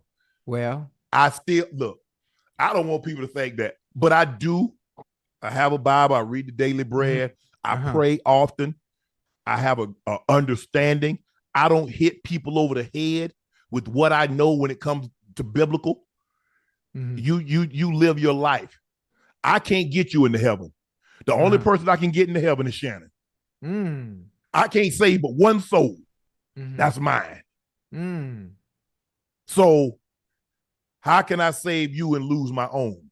So let me save mine. I can assist or tell you what I think you should do, but at the end of the day, that's your call. But anyway, I ain't gonna do Ocho. No, I ain't gonna do it. Unc Ocho, Unc Ocho J, Unc Ocho, what are some unspoken rules amongst players that don't get talked about? Unspoken rules. Shit, ain't no unspoken rule. You don't mess with nobody's money. You don't be talking about nobody's wife. You don't mess with nobody's kids. That's it. I mean, I don't know if it's spoken or unspoken. But see, Ocho, when we were in the locker room, we didn't talk about religion. No, we didn't talk about that shit in the locker room. We didn't talk about politics. Absolutely we didn't talk about orientation or we didn't talk about that stuff. Hell no. All I want to know, can you catch the ball? Can you sack the quarterback? Can you run the ball? That's all I care about. I don't care what you do. You can sleep with 100 men for all I care. I'm trying to win. Hey, hell, as a matter of fact, can your boyfriend, can he catch? Can he run? Yeah. Hell, bring his ass out here. Right. Now, got nothing to do with me. Right. So, unwritten rules. But there are no unwritten rules. There are no unwritten rules. You just obviously the three that nobody needs to say is obviously you don't talk about nobody's wife. You don't try to holler at nobody's wife. No. And you don't talk about nobody goddamn kids. No. And shit, man, that's pretty much it. I mean, just the common. Yeah, common the thing was, I hold on. I think it was O'Gill's podcast. They were talking about how the situation, like, okay, your wife is off limit, and then you get your girl. No, you don't. That. No, that was funny. You get one. Your wife is on the shelf. Good. Your everybody else is touchable. Everybody else is reachable. Everybody can be checked out. Hey, that was a good episode. Lying to me. Hey, you remember if you got a wife and you got a bad side chick, and you think you're gonna be able to save both of them? No, you're not. You're not gonna save that girl. Your wife, I ain't even looking at her. But you best believe I'm throwing a net out there trying to reel her in. Hey, it was so funny the conversation they was having, right? They somebody said, "Oh, I see so and so in the stands tonight." Okay, which one of y'all got so and so here at this game? Hey, man, that was funny. Listen, but them basketball players, they got them. Boy, they move different, boy. They do, but they move different. They move different, boy. Hey, if you tell me you used to talk, if they told me they talked to, I used to talk to somebody. I took my tail and run. I ain't got that kind of prayer. Yeah. I can't fight him. I can't fight what he can do for you. Now I can, back in the day, and your boy used to be ready to tussle and to drop. But I done got old now, Ocho. That ain't in me no more. Listen. But they say, you get your wife. No, you don't. Oh no, hell no. You get to put one on the shelf. Yeah. And she can't be touched. Now, if it could be your wife, it can be your girl. Yeah. But you don't get two. Oh, no, hell no. Both of them. Oh, no. No, sir. I don't know where they do that at. Listen, boy, them boys vicious, boy. They can be vicious all they want to, but I know if them boys play a different ball game, boy. Them zeros don't play. Yeah, that's why I can't compete. Put them zeros. They got don't that kind play. of. They got that kind of money. If you want to keep up with them, you don't need track shoes. You need a checkbook, and I ain't got that kind of checkbook. Oh yeah. So nah. But I will talk to Gil about that when he come back on Wednesday. I'm like, Gil, I heard y'all talking. Y'all you can't say no. You get to save one. Now you got Ocho. You got a choice. Yeah. 2 people drowning. You could only save one. You can't save both of them. Nah, you can't. You can't swim back to shore with 2 drowning people. Now, which one you want to put up there to make sure she's safe? Right. Cause the other one, we coming. Yeah. We coming. I'm a riptide. Hey, I don't know you about that rip current. You know that rip current? Yeah, but that thing powerful. Yeah, even some of the strongest swimmers. You see what you can't. You got. Hey, you just got to let this go with it. Don't swim against it because all it's gonna do is tire you out and drown you. Go with it. It's all out a little bit, and then come on back. You know what the funny thing is? You know what makes it even worse is there are so many fine. I'm talking about the finest of the finest women, right? How many athletes is it that really got it? Think about it. It's only a select few. It's only a handful of them. But there's so many women, and all the women want the select few athletes. So guess what? And the select few athletes want the women. And they want the women. They pick who, man. Color. It don't matter. It's a certain type of a woman that an athlete feel he has to have. Yeah. And it's normally light skin. They got that hair, whether it's the Halle Berry crop, whether it's long and wavy, they mix, I don't know what it is. My grandma used to say, when I was a little boy, she said, boy, you color struck. What she meant by that, but the red ball, yeah. See, you know what? I had a different mentality when it came to that, when it came to dealing with women. My whole thing was your DNA. Are you athletic? Yeah, Ocho, I should. I need to listen. I need to see. What you did in high school? Did you cheer? Did you play volleyball? Did you play basketball? Did you play softball? Are you athletic? First dates, I'm going on dates where I need to be able to see if you can move. Do you got 2 left feet? Can your ass make a motherfucking layup? Because I'm gonna need your DNA at one point. At some point, I'm gonna need your DNA. Because if you ask, what's the most important foundation when it comes to playing sports? Your footwork. Yeah.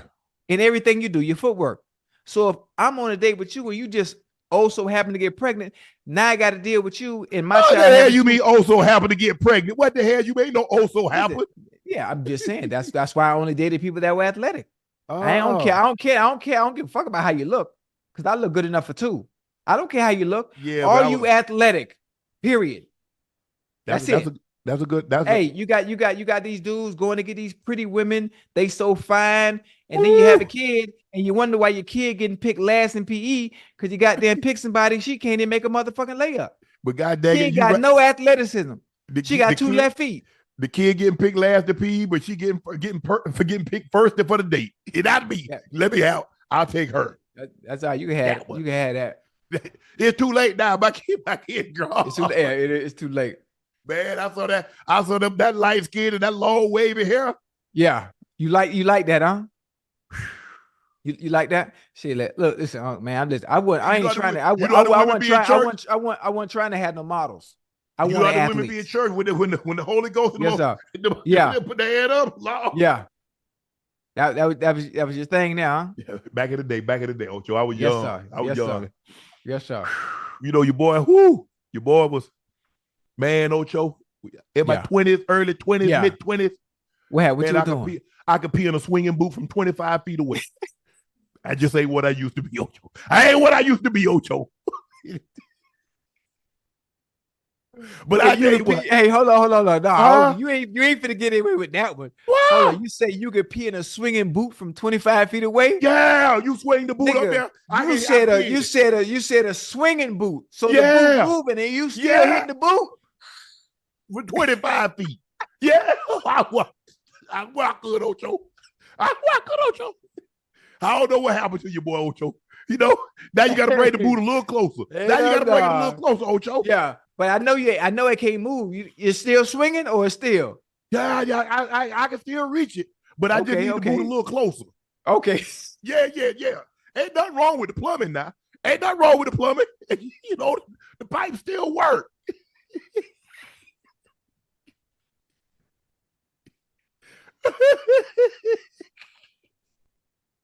You know, I had to get, you know what I'm saying?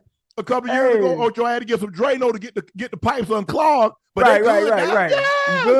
Yeah. I like that. Boy, that's a good one there, boy. What I roll reliable faith. Hi, Ocho and Shannon. Can you remember a time when coach or coaching staff gave you bad instruction and you did what believed was right? How did you move forward after that? Were you able to maintain a working relationship and respect? Yeah. Yes. But I remember a player like my rookie season, I didn't know the route, and the player gave me the wrong route. I ran the route, it was wrong. Coach Reed trued my ass out. But yes, I've had a coach, but I should have known. It's on me. See, what I'm supposed to go. So now I'm supposed to go tell the OC, I'm supposed to tell the head coach, this is what he told me. Right. I bite the bullet. I don't tell nobody. I own that one. That's me. Right. I should have known. And if he told me something that I didn't, that I knew, I'm gonna do it my way. I'm always gonna take the responsibility. I remember one time we were in Minnesota, and I was supposed to be on the line of scrimmage, and the Dwayne Carswell was supposed to be off the line of scrimmage. But I switched with him. He said, "Nah, Sharp." He said, "Sharp, nah, man." I said, "Don't worry about it." I said, "I'll bite the bullet." So we got to the sideline. Cool, them asked, what the going on out there? Who the fuck? I said, I did it. I did it. Right. I switched. Now, what? Y'all gonna bench me? I bite the bullet. I'm wrong. Right. I'm wrong. I'm mad enough to say that. But yes, I've been told in situations I've told the wrong thing, but that's on me because I should have known my playbook better. Right. But you think like, man. But it's all good. It's all good. I kept a great relationship because at the end of the day, we all human. We all human. Yeah, when I think about it, I've never had any situations like that where coaches are telling me to do one thing and I did another. I think one of the things that happened with me is the way it's written on paper or the way we went over it in meetings. Yeah. And it's X's and O's. And that what my coaches fail to realize, I say more so my offensive coordinator at times, Bob Burkowski, I never forget. Bob, we would disagree on things, on ways certain things should be run. Because obviously on paper, there's nobody moving. There's nobody moving, and it's an X and it's an O, and you want me to get from point A to point B in a certain amount of time within the time frame of the offense. Right. So I don't mess up the timing of the offense. But Bob, I can't run it that way. I have to run it this way because the guy in front of me, he's not going to be sitting still like it is on that goddamn paper. Right. It's going to be and he got to be putting hands on me. Yeah, he's going to be trying to put hands on me. So listen, I'm not going to argue the fact with you, but when I get in the game time situation, just know I'm going to be open. I'm going to improvise just a little bit, but I'm going to stay within the timing of the offense and make sure I'm where I'm supposed to be when it's time for that ball to be thrown. Well, that's one of the few things I can remember and recall because he would always harp on doing it the way it's written and the way he's taught it. But at certain times, depending on the person across from me understand who I'm playing against, there's some things I need to do and improvise a little bit, but stay within the timing of the offense.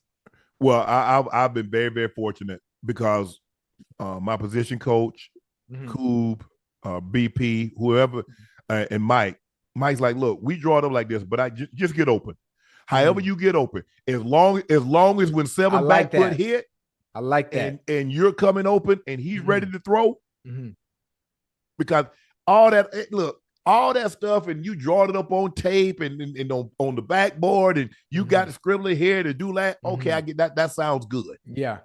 But come Sunday, them mofos coming. Yeah. Get open. And he grab it and he tuck. No, I'm gonna be open. Right. And John and I have already talked about it. Hey, 12 to 14. He said, run it 12 to 14 in practice. I know you're gonna cut it down to 10 to 12 in the game because everything is happening quicker. Just let's just time it up. Let's see how it go. And we might, by the end of the week, he said run it 10 to 12. Hey, come game time, it's 8 to 10. Because at the end of the day, what the coaches say don't matter. They might tell me something, well, run it like this. John say run it like that. Who got the ball? I'm listening to the mofo that got the ball. What y'all talking about with a headset? Y'all don't do nothing for me at all. I ignore. I block out all things that doesn't have 7. Mm-hmm. If you ain't got no jersey on, right? I ain't listening to you come game day. I'm not. That's just the way it is. Key asked, with the NFL changing their policy on jersey numbers, would y'all wear single-digit number or stick to 84 and 85? I'm wearing number 2. I'm for real. Yeah, I wore number 2 in college. Okay. College thing. I'm number 2. I'm sticking 85. I'm sticking 85. But shit, in college I had 80. I won an 80 when I got to the Bengals, but Peter Warrick, the great Peter Warrick, the greatest collegiate receiver of all time, had 80. So I would stick with 85. That 85 is symbolic, man. You know, the single-digit numbers are cool. It's something about a single-digit number. Now you got to be that boy dog to wear that single-digit number. You got to be that boy. It held more weight to me in college, in high school, little league. Yes, I was single-digit in high school. I was number 3 in high school. Yeah, but in the NFL, it don't hit the same to me. It don't hit the same. The single-digit numbers though. Because you're not used to seeing it. You're not used to see it. You're not used to seeing skilled players, linebackers, DBs, and anything like that with a single-digit number. But I think over time, guess what, Ocho? 10 years, 15 years from now, when you see more of it, you go like, damn, how long they had single-digit numbers? Because I remember when Kenny Burrow from the wore 00. Right. Back in the 80s. For real? Yeah, Kenny Burrow. How come nobody? They need to bring that 0 back, actually a 0, maybe not 00. I think you could have 0. See what would happen if whatever you got drafted as, like Ahmad Rashad, he wore 28 as a receiver, but he was drafted as a running back. Brad Van Pelt, he was a linebacker, he wore number 10, but he came in the league as a quarterback, so he got to keep the number. Right. So there were some oddities. But I mean, you know, back then you see running backs with 77. You know, the old time you go back to the real old footage, Ocho. They got 77. They got 50. Right. Running back with 77. 77? Yeah. Oh yeah. I think Marion Motley was 77. That got to be Marion Motley 77. That got to be way back in the day. Like in the 50s and 60s. I think Motley was in the 60s. Yeah. Marion Motley was in the 60s, right? Or 50s. That's crazy. But he was 77 at running back. Huh? He was 77 in high school too, so he just kept that number. Oh man, that's crazy. What? Ash is looking it up. Juan Dr. Unc Ocho love the show. Should Herbert get more appreciation now that we see the team without him? Look at the Bengals without Burrow. Hell, look at the team with him. You make it seem like they had an unblemished record when they had Justin Herbert.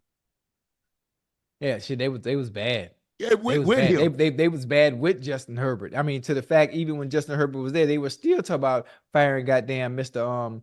Staley. Brandon Staley. We're still talking about firing Mr. Staley. But shit, but Justin Herbert he's a good quarterback. He's very good. Hey, you know what? I'm so glad the dude asked that. Where would you rank Justin Herbert? Do you put him in your top tier based on big quarterback, big arm? Where do you put Justin? I think like Mahomes, Burrow, Lamar, Josh Allen, with the play he played this year, Dak. Yeah.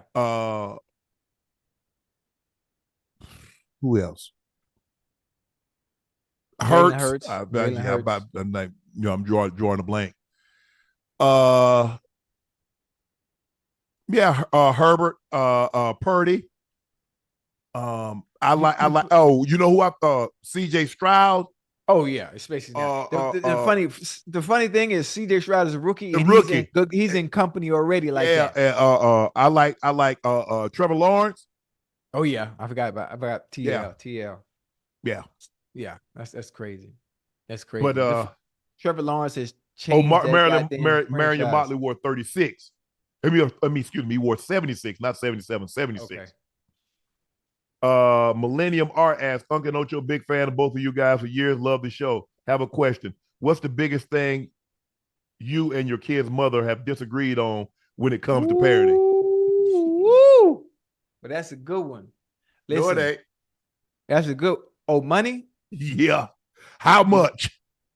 Okay. I was a little fortunate. I was a little fortunate where those that I have kids from, I have kids from those that come from where I'm from. Does that make sense? You understand where I'm coming from? Yeah. I didn't leave my front porch and get money and go and try to impregnate those that wouldn't deal with me if I didn't have money. Right. You know where I'm going? So when it came to the situation of being able to take care of my kids and what they needed, it was just for just that, not a means of image and living a certain lifestyle. Right. You get where I'm going? I was fortunate in that situation. Right.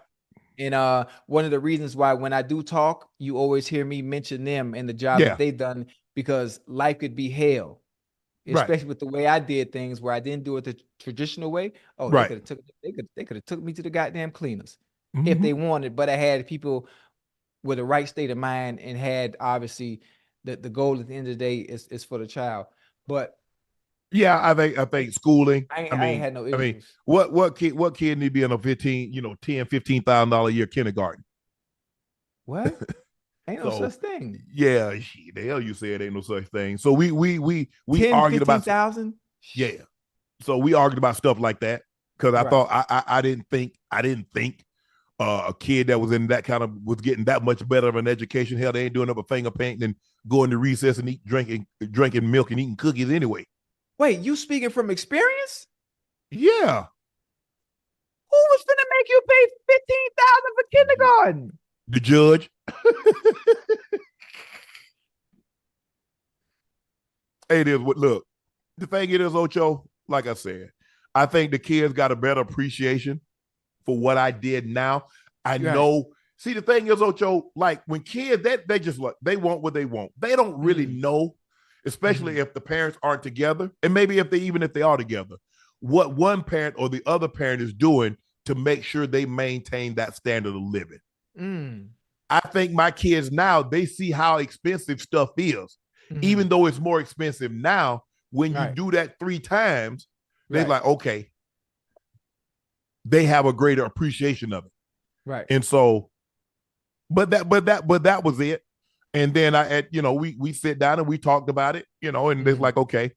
And some of us like, well, I think for me, I think the best thing for them is to take them out of private school. Yeah. Because society ain't private. Yeah. It ain't no situation just because you got this, and this, you're over there. They're going to be more in a situation. So I need to get them acclimated to the real deal. So, but when I think about that, that is a great question. That's a great question because I have a lot of athletes coming to me even this day, and they've been doing it throughout the years, and they always ask, man, listen, Ocho, how do you do it? How are you able to handle the issues with those you have kids from? I only have one. I'm having problems. Man, she's making my life a living hell. Blah blah blah blah blah blah. Man, whatever it may be, and I'm always giving advice. I said, listen, those individuals you have kids from, or that person you have a kid from, can make your life a living hell. Obviously, for sure. For one, you got to understand who you had a child from. Right. Understand the makeup and the DNA of the person you were dealing with and what they were doing before you came along. You already know it wasn't about you. It's what you can do. So now you got to deal with it. Now you got to suffer the consequences. Do everything you can to make that individual happy. You don't have a choice at this point. Yeah. You don't have a choice because now you stuck. Yeah, Ocho, but when you young, Ocho, you don't see it that way. I'm trying to be right. I ain't trying to keep no peace. Yeah. Right. Shit. I'm thinking long term, man. I'm thinking long term. I'm thinking long term. I'm gonna be right. I worry about tomorrow, but today I'm right. Yeah, I got you. Today I'm right. Shit, but as you start to get older, you're like, okay, whatever. Yeah. Yeah. But and you don't want to get taken advantage of either, man. That's my thing. That's my thing. Taken advantage of, man. Bro, I got the problem. Tell me what the child need. Say it again. Reason. Tell me what the child needs. At any point, at any time, and those they know. I just had a conversation with one of mine moms, coming to an agreement. Like, this is what I have to do for so and so. Oh no, baby, you ain't got to worry about that. You don't have to do nothing. Anything she need, man, just hit my line. We good. Right. We good. You don't have nothing. Hey, Right. Nathaniel, you got nothing to worry about ever. So that even shouldn't be a topic of conversation. Yeah. So sometimes it's as great as I think I have been as a father, I have so much more work to do.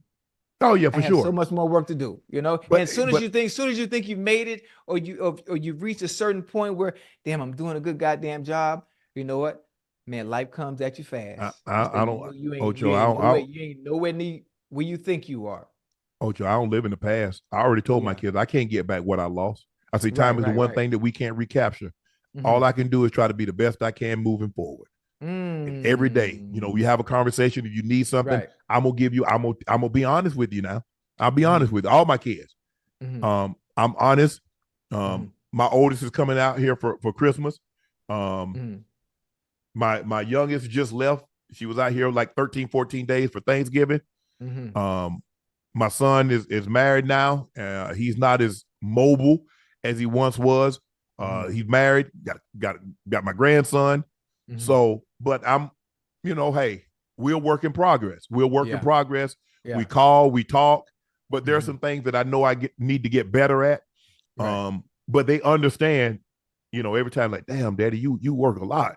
Say, Dad, I thought you would slow down. I was like, and do what?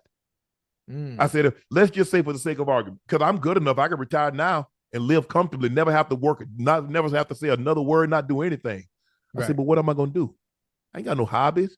I don't travel. I don't fish. I don't play golf. I don't build Legos. I mean, so what would I do if I did nothing? And when I wouldn't do that before noon. So what would I do? I don't look at what I do now as work. Right. This is fun. This ain't no work. Yeah. Hey, this ain't work. This is fun. I enjoy this. I enjoy going on inside the NFL. Anytime I can still be integrated and submerged in the game of football and still have some piece of it attached to me, that is not work. That is considered fun. But see, that's the thing, because they ask, they're like, Daddy, they've always seen everything that I did. I thoroughly enjoyed it. I thoroughly immersed myself in it. And it's like, you think we ever go have a job? That I said, I don't know. I said, but I want you should probably find something, because there's nothing worse than waking up every day and hating to go somewhere or to be somewhere or to do something. Right. Or I guess it's the same thing as you with a partner. You wake up every day like, damn, you still here. I'm still here. What the fuck? I was hoping you'd be like the Indianapolis Colts in '84. Just move your stuff out in the middle of the night. Damn, you still here.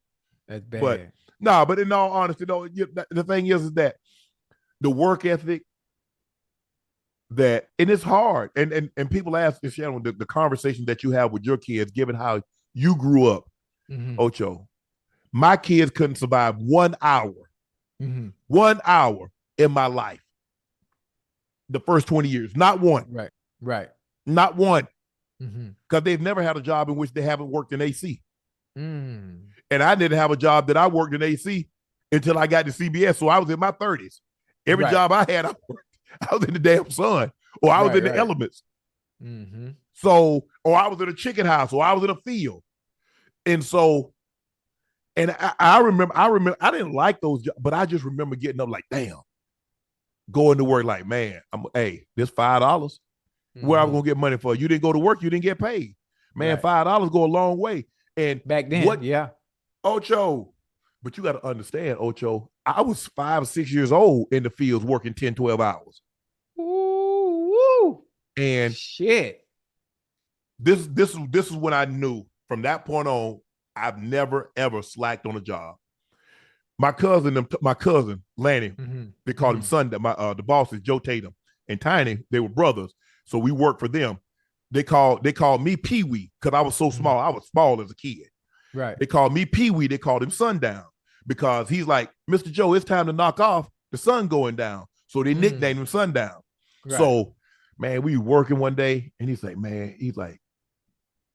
cuz we need to, man, they need to give us a raise. I said, well, how much? He said, man, ask Mr. Joe for $1. Knowing me, I'm the youngest. So he pushed me up. They put you up to it. He put me up. Ain't no because my older cousin, they were already making, I think they was making like $14 a day. We was making $5 walking behind the back of people. And so I said, Mr. Joe, man, we've been working hard. I said, me and Lanny, man, we be working hard. And man, we need a raise. Right. He said, well, Pee Wee, how much you think you make? How much you think you should get a raise to? I was like, I don't know. Give us $1. We need to make $6 a day. He's like, okay, Pee Wee, $6 it is. So we get the raise. Mr. Joe tell us like on a Monday or Tuesday, we gonna get the raise. Man, me and my cousin, we get out there, we start bull jiving the next day. My sister ain't say nothing. Because it's me, my brother, my two Arnell, Eugene, rest his soul, Lanny.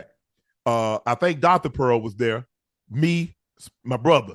So it was the crew of us. So we out there bull jiving around. We playing a horse around. We done got us $1 raise. Hey, I ain't serious no more. We get home that night. Libby said, Granny, them boys got a raise, and all they did today was play in the fields. My granny said, That's all she said, Ocho. That's all she said. She didn't say, I'm gonna tear y'all ass up. She didn't say none of that. All she said, Next morning, Mr. Joe pull up, blow the horn. Granny come out there. Joe, hey, Mary, how you doing? He said, I'm good. Libby told me you gave them boys a raise. He said, yeah, Mary, they've been working hard. I gave them $1. She said, take it back. What? Take it back. And he took it back. From that point on, I ain't never went on nobody's job in bull jive. I don't care if he paid me $5. I don't care if they paid me $15. I don't care if they paid me $70,000. I give everybody an honest day's work. And that's what my grandma said, boy, when somebody give you an honest day's salary, you give them an honest day's damn work. And from that point on, I probably was no more than about 6 or 7. Yeah. Probably, hold on. I might have been 9. Might have been 9. I might have been 8 going to 9 because that was in like 77. It's like in 77. So I was probably 9 years old. Well, you better than me because that dollar would have been spent. No, but here's the thing, Ocho. Back then, we got paid at the end of the week. Right. So we got paid. And we worked a half a day on noon. So we had the corner store, Sap's corner, the corner store.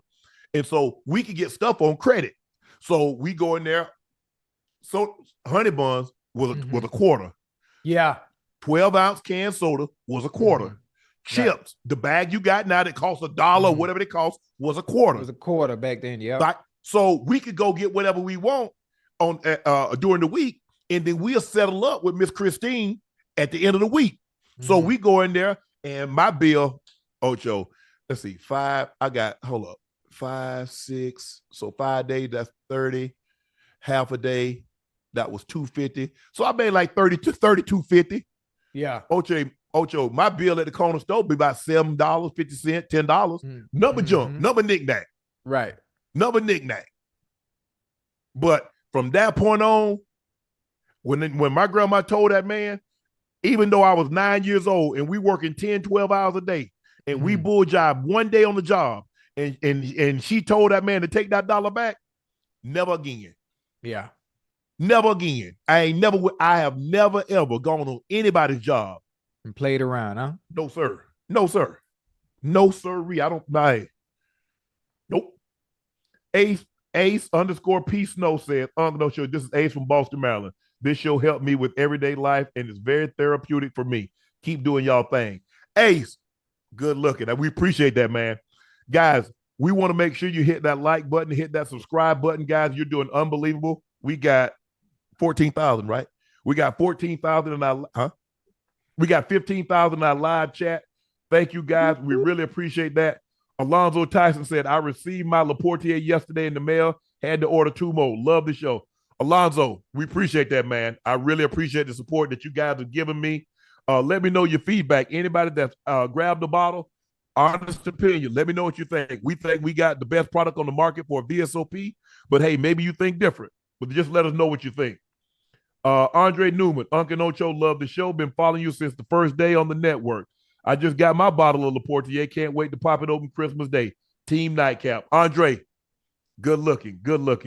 Yes, yeah, sir.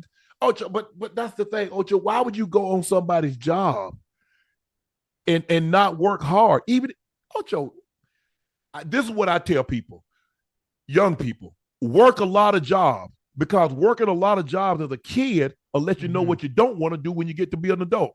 Because think about how flexible and how easy it is for you to move about when you're a child. Now you think I wanted to work 12 hours in a field and then go work another 4 hours and catch chickens? You think I wanted to pick up pecans, clip onions, bale hay? You think I wanted to do that for the rest of my life? You know the funny thing about it though, but times are different now. People want a lot of money for a little bit of work. They sure do. Sometimes people don't even want to put no work in. No, they find loopholes around it. You know, I'm gonna go ahead and clock in. Then I'm gonna sit over here and act like I'm working or doing something. People don't want to work. They don't want to put the work in for the money that they want. You know, it's different now. There's nobody out there. There are very few people that really want. You know what? The way you put on that goddamn hard hat and you go to work and you ain't finna play no games about what you do. Everybody ain't like that. Huh? No, everybody like that. It's different now. Everybody want X, Y, and Z, but nobody wants RST. Ain't nobody want to do that. Everybody, man, I want to make all that money. Man, you working too hard. I don't want to do all that. Well, damn. You want somebody to take care of your ass, big rust ass? Yeah, bro. Yeah. You got to get it. The funny thing about it is, another thing, especially when it comes to women, fellas that are grinding, that are working, you know, women never are around for the grind. They never around for the grind. But when the product is finished, everybody at your front door. True. They ain't never there for the grind. You know, when it's hot, you know, you're shooting in the gym or you're out there on the field working your routes and doing all that. But boy, let draft day hit. Let that name go across the bottom of the ticker. Everybody loves the finished product. Don't want nobody want to help you build or help you get there. Man, my grandma something about my grandma, these motherfucking sayings. Yeah, my grandma always had a goddamn saying, boy, don't you ever try to build an empire with a woman seeking attention from the village. Can't. Boy, shit. You can't because I think the thing I heard Ocho. But let me see. And I've dated a few people.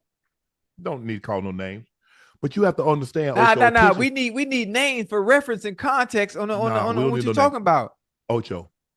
Yeah. The difference is between most athletes, myself, and I'll let you speak to you. I'll speak to me. Yeah. People have been knowing who I was since I was 16 because I was that guy. Yeah, you went to Savannah State. Yes, I was that guy. Yeah. After my third year, from there on, I was that guy. So I've always gotten attention. You see, if you've never gotten attention, you want it later in life. I'm cool. See, for me, they say fame and fortune. Give me the fortune. F the fame. I don't need the red carpets. I don't need none of that. I'm good. But she couldn't understand. Shannon, why you don't? I say, because baby, I've been this. I just didn't become this. I've been this. And I'm okay. And I'm okay now. And people like, that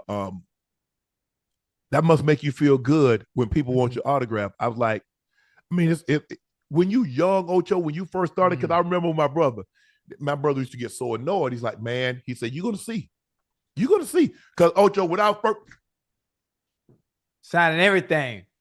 It's okay. He's okay. And the thing is, the problem that I got now, Ocho, people will wait till they get finished with their meal and then come ask you to take a picture. I'm like, I noticed you waited until you was finished with your meal. You didn't want to interrupt your meal, but you ain't got no problem interrupting mine. Right. I think, well, you hit him with that for real? Yes. Ocho, I'm watching because Ocho, I'm watching, I pan. I try not to make a whole lot of eye contact with people when I'm walking. Right. I'm from point A to point B. I hear, but I don't see. Yeah. And so I got my headphones on, and I'm especially when I'm traveling. If I'm going to New York, normally Ash or Jordan's with me, or we going somewhere, they're normally with me, and they know, hey, you better have on some track shoes because it's damn near, my luggage is in the air. That's how fast I walk. It ain't rolling. It's in the air because I'm moving. Right. So that's funny. But that's the thing though, Ocho. I'm like, it's. I mean, it's nice. I'm not gonna tell anybody that it's not nice, but I don't crave it. Yeah. I don't crave it. I'm at once upon a time, I was like, man, I want people to know me like my brother. Or I want people to know me like they know John Elway. I know. Be careful what you ask for. God just might give it to you. Yeah. I mean, see, it just came with the territory for me. It came with the territory. I had played and I built myself up to a certain status and certain figure where I became a household name very, very early, and it's still that way. But my approach is always different.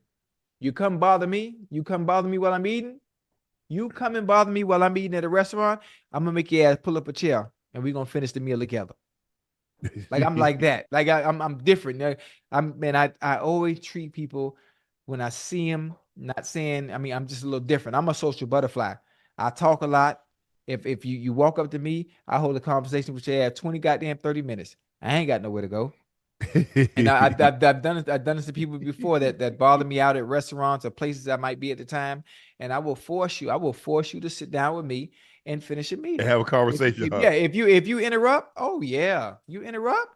Nah, my oldest daughter, when I would get the kids for the summer, because I would get them for the summer, and we go out to eat. If somebody come up to talk about autograph, she wasn't having it. She said, "Nah, this be snapping." She said, "This my time with my daddy." Yeah, with the kids, my kids don't be tripping. No, but she did because I didn't get a whole lot of time with them. I didn't get a whole lot of opportunity to sit down and eat, and how was camp today? What we gonna do? We gonna go to Six Flags, blah blah blah, things like that. And so she's like, just that little bit of time to sign an autograph or to carry on a conversation that was gonna take away from her. She's always been the vocal one. The other ones. Now, my daughter, when I went to see her graduate, when she graduated, and people because I was like, I told her mom, I said, look, I'm gonna come in there. Hey, you go in and sit down. Let me know where you're sitting. I'm gonna come in there once the kind of the ceremony start, ease in there. And so once the ceremony is like, people started like, blah, blah, blah, blah. And so by that time, she had started to come. She was like, nah, this is my day. Yeah. Ain't no pictures. I'm the only one taking pictures with Dad. Right. So I was like, hey, she's spoken. Hey, listen, my kids be funny, man. When we travel, oh, but we in a pack. This ain't no 1, 2, or 3. Mind you, now it's a bunch of us now. But somebody come ask me for a picture, shit, everybody jumping in the picture. Yeah, shit. Nah. Hey, listen, I know they got a family photo. Yeah, family photo. You get every last one of us. It'd be so goddamn funny, man. Ocho, Neil West asked, Ocho, when did you first get into cigars? Oh, man, listen, I never forget 1991. When you're young and you want to be cool, you want to hang with the crowd. But one thing I wasn't gonna be able to do is to walk in my grandma's house smelling like no goddamn weed. So what did I do? Because I wanted to fit in. I just wanted to be a part of them. I started smoking cigars because I saw it on the show. I think with Jake and the Fat Man. Remember the show Jake and the Fat Man? Yeah. We had the little bulldog. Big bulldog, yeah. Man, he had a goddamn cigar. I followed him. I went to high school at Beach High. I went on the beach. There was a cigar place right on Washington Avenue. I'd never forget. Man, I grabbed a cigar and started smoking cigars when I was with the fellas. And that's how the cigar thing started. Now, as I became to learn more about cigars as time went on. Obviously, now I have my own brand, and I've been smoking cigars since 1991. That's crazy for a long time. Very long time. David Bryson said, Ocho, I witnessed greatness seeing your daughter Chanel run track at the Junior Olympics a while back. She's the real deal. How is she? She's doing good, man. Mocha's out there. At University of Kentucky. She just won her first collegiate race last week. She's home. Everybody's home in Miami for Christmas break. Oh, and, Kentucky got a nice little program. Oh yeah. Sidney McLaughlin, Abby Steiner. McLaughlin went there. Abby Steiner. Kenny Harrison. Yeah. So she's up there getting that good work in. She won her first collegiate race last weekend. So I'm excited. Yeah. I want to see the trials. I think the trials is up in Oregon. I'm gonna take some time off. If it ain't, I got some time off. But I'm gonna go see. I'm gonna see the Olympic trial. I hadn't seen the trials since '96 Olympic trials. Damn. Yeah, they was in Atlanta. You've been busy. Yeah, but I love track and field. It's my favorite sport to watch. For real? Yeah, it is. My favorite sport is obviously my favorite sport is soccer. Rodney Dinkins, that's my boy from the crib. Rod. Will you be doing Nightcap with the Olympics? Absolutely. We're gonna come on during the Olympics. I've already reached out to a couple of participants that I think is gonna be in there, and we're just waiting. But my boy Rye Benjamin, Fred Curley, man, we're gonna try to get to race me, man. Boy, you better make me. You better say man, that ninja blow the nose off you. Man, you crazy as hell. Fred don't want no smoke. Fred ain't got that kind of horsepower to hang with somebody like me, man. Man, look here. What you talking about? You talk about a man that got he one of the top. You talk about a guy that got 100-meter speed, 200-meter speed, 400-meter speed, 400-meter speed. Yes. You know what I got? Nothing. Let me tell you what you know what I got. I got 400-meter speed, 200-meter speed, and 100-meter speed. You talking about, man? No. Now you smoking them cigars, your lungs go. Shit, me. I work out every day. Oh, man, look who calling me, man. Rail. Now you know I'm on the show right now. Yeah, we still live. Rail. Come on, man. You doing that? You playing with money, man. Don't play with my money like that. Yeah, man. Come on now. I got to go. Yeah. So, Rock, to answer your question, yes, we're gonna try to. Hopefully, we're gonna be able to line up some correspondence, reach out to some people. I'm very excited about the Olympics. Wish those guys the best of luck. Afazel Rehman, love from UK guys. Thoughts on dating Nia Long? She's single and classy. You guys would love great. Would look, I guess it said look great together. Ocho, set this up. Nah, we good. You good?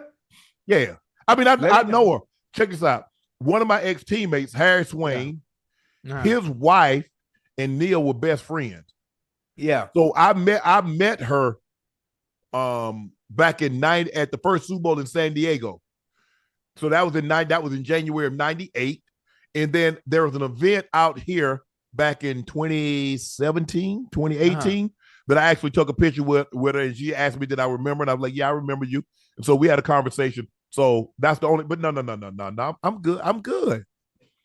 Man, and then plus, look here, I might not have gotten over her. You know, he done call LeBron out of his name, so he might, Okay. I don't want no smoke. I'm gonna get you right, Unc, man. I'm gonna get you right. Because you ain't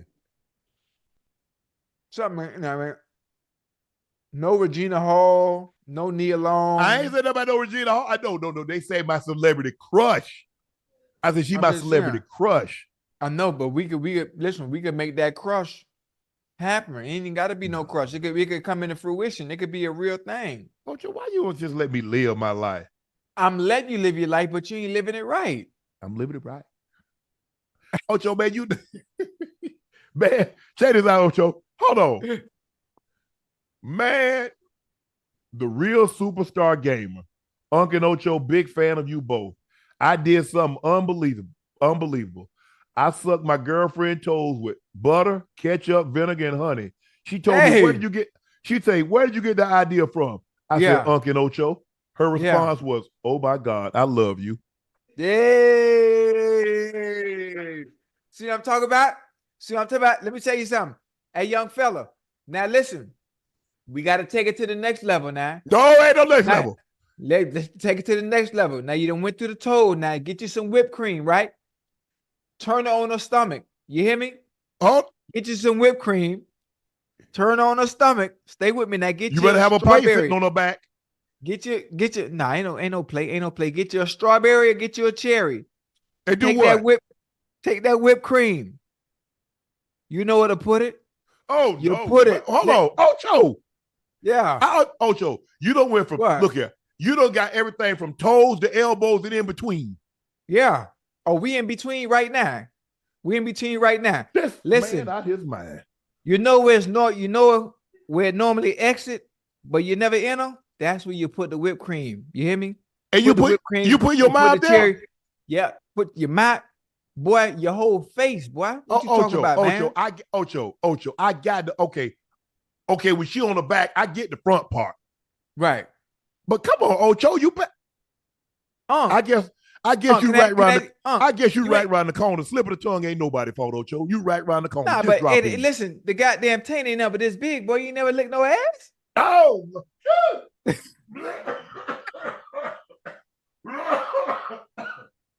dang, Ocho. Ocho. Ocho. See, y'all see. Y'all done ruined Ocho. Y'all done ruined it, Ocho. Y'all done ruined it. Ruined what? Because I heard that these young boys, I'm talking about on the first date, be doing all that. It ain't got young. It ain't got nothing to do with young. Unc, you got to listen. You got to be like Christopher Columbus, baby. You got to explore now. No, you got to explore. Man. Nah, man, you be getting best around to be done got shipwrecked. Fooling with y'all. Ocho, Ocho. You got a girl. Y'all been together for a year or two.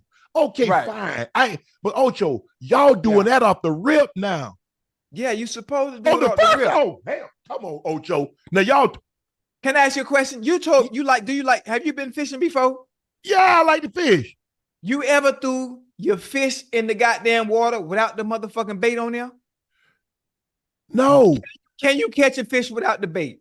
But when I go fishing, I'm fishing for a particular type of fish. I don't just go eat it. I just don't go fish for everything. Listen, when you go fishing, whatever you catch, you eat, don't it? No, hell no. I'll throw it back if it ain't what I'm fishing for. What the hell wrong with you? Hell nah. Man, you out your damn mind. Like, nah. Just because you get on my line, that don't mean I'm gonna reel your ass in to keep you. Hey, come on, Ocho, man. Y'all gotta stop. Ocho, see, y'all right there. That was a good one. That was a good one. Now I see why your boy been out of gas lately. Because these young boys doing it up out here, I see. Nah, but listen, this ain't nothing new. You just behind the 8 ball. You know, listen, you still got the Motorola Razr. You got the Motorola Razr, and we got the goddamn iPhone 15. That's the problem. You just say you're not evolving, Unc. You're not evolving. We need you to evolve. You got to evolve with the times, man. You be doing that caveman shit. Nah, Ocho, but I ain't man. gonna lie, Ocho. I walked there one time with my homeboy. I thought my homeboy was looking at curtains. The way he hit the booty like this, I thought he was looking at the curtain. He got the booty cheeks open like that. Yeah. I said, oh my God. Yeah. I said, that's what y'all doing now. That technique is bad. You can't open this way. You got to get your little oil. You got to get your little oil. You know, because you don't want to split the crack now. Because you know if she dry, you can split the crack. You hear me? I got a glass here. I need to take this to the heat. Ocho, y'all doing too much, Ocho. I swear, Ocho, y'all doing too much. I'm just trying to get you where you're trying to go, baby. I'm just trying to get you where you're trying to go. Sean Record asks, why you grossed out about eating booty? Yeah, you eat possibly raccoon. But I had to build up to that. That's an acquired taste. I guess booty is acquired taste too. And you think ass ain't acquired taste? What? What can they fry? What you talking about? Can they fry? Man, listen, that's can they do it Jamaican style? What about Korean? That's a delicacy. What about Indian? It's a delicacy. Yeah, man, I'm telling you. Man. It's a delicacy. It is? Huh? Yeah. Listen. You take the you know what? That's no, I ain't gonna. But I gotta say some good shit for tomorrow. Ocho. So in other words, yeah, this is like a first date kind of thing. A first date. Boy, first impressions are everything. What? When you fill out a goddamn resume, you go on that goddamn job interview, do you go in there motherfucking half-stepping, or you trying to get the motherfucking job? I'm trying to get the job, ain't you? Yeah. Well, shit. Huh? Lift them up, turn them, flip them, spread them, toes. So like this here? So I need to put the muscle to use. I need to put the muscle to use on. Man, put it to use. Man, listen. But Ocho, I can't do no 180 like that, no 220, 210. I need a fun size. I need somebody about 5. No. I get you. But like you said, 210. I'm all in. Oh no, Ocho, I can't hold no 210 like that. Nah, listen, she upside down. You standing up. Listen, she listen, stay with me now. I'm with you. She upside down, right? Yeah. But she facing that way. What? Yeah, that way. And cause you strong, boom. And right here, all you got to do is just put your head down. And it's right there in front of you. You ain't got. Remember, she facing that way. So her head down at the bottom, but she facing the opposite way. So boom, it's right there in front of you. Little whipped cream right here. Little whipped cream. You spray it. Put a little cherry there. Boom. Get the cherry. Get the boom. Like I don't that. want no chase. Well, if I'm gonna do all that, I don't need no chaser. So you putting chase on that thing. I don't need no chaser. You don't. Wait, hold on. What's the chaser? The chaser, the cherry? The whipped cream. Oh, you don't want no whipped cream? Mm-mm. Oh, that's just to dilute the taste in case you got any turtle heads. No. We go to the shower. I'm watching that thing myself. I ain't taking her word for it. Oh no, that thing gonna be when she come up out of that thing gonna be hog chitlin clean. There you go. There you go. Yeah, I'll have to do that one. But you know, I mean, this is for the rookies. This is for the rookies, just in case. This is for the rookies, just in case. But hold on, Sean. You have to understand, I ate possum and raccoon when I didn't really have a choice. Wasn't nobody bringing no baby back ribs, or wasn't nobody bringing no New York strip or no prime. So that's what we had to eat. Yeah, right. But listen, I guess that's why my phone don't be ringing. Yeah, I mean that too. But you got we got to get you to evolve. Hey, you want to man? I got you. You done got drunk. You done drunk our booty juice. Ooh, I don't drink. Yeah, you doing all that? You booty juice drunk? Nah. I don't drink. I said, I'm in the right state of mind. And listen, the funny thing about it, those that are in the chat, promise you, Ocho, don't you offer me nothing. Look here, if we get stranded on a desert island and we ain't got but one jug of water, if you drink out that water, I'm done. I'm out. Hey, just go ahead, go on by. Hey, Ocho, go ahead on, man. Tell them, hey, tell my kids I love them. Tell my brother and sister I love them. Everything's been taken care of. But I ain't drinking after you, Ocho. I can't do that. You're going to be all right, man. You're going to be all right. I can't do it, Ocho. I'm just trying to get you right, huh?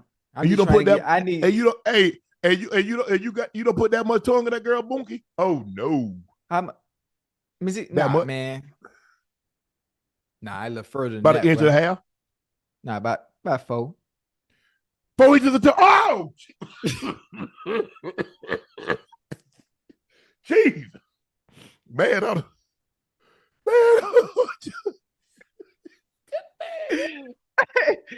let y'all have that one, Ocho. I'll let you go. Listen, matter of fact, listen. I mean, the chat. I mean, I have a YouTube tutorial on stuff like this. So if anybody wants a little bit more extensive, extensive tutorial on some of the things you can do, you can go to my YouTube and check out my tutorial. Yo, they can take out your tutorial. Yeah, I have a tutorial. It called the Ocho Kama Sutra. The Ocho Kama Sutra tutorial. Oh, the Kama Sutra. Oh, yeah, you know, I did have one of those posters.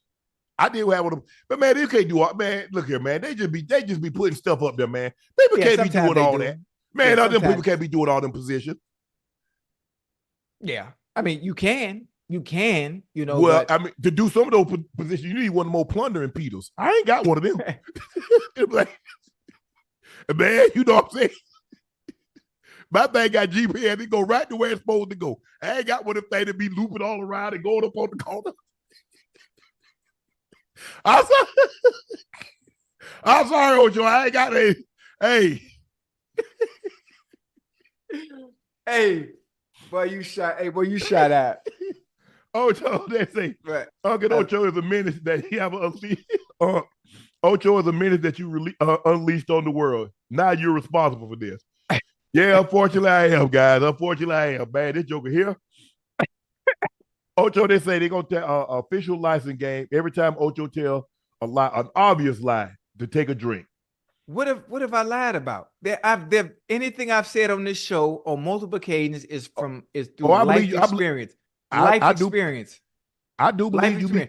Just like when I said I beat goddamn Gilbert Arenas at 1-on-1, he was like, hell no, you didn't. And then he had to come on and tell you the same thing with LeBron. I'm waiting on LeBron. I'm waiting on Westbrook. Who else I beat 1-on-1? D Wade, Carmelo. Who else I beat 1-on-1? DeMar DeRozan. I mean, all these dudes, I mean, I beat 1-on-1 and they were struggling against me because I'm so goddamn quick and fast. It had nothing to do with height. It had nothing to do with none of that. Off the dribble, boy, you done. Marcus says, my queen and I love the show. It would mean a lot if y'all could help me wish Tiara Corey a happy birthday.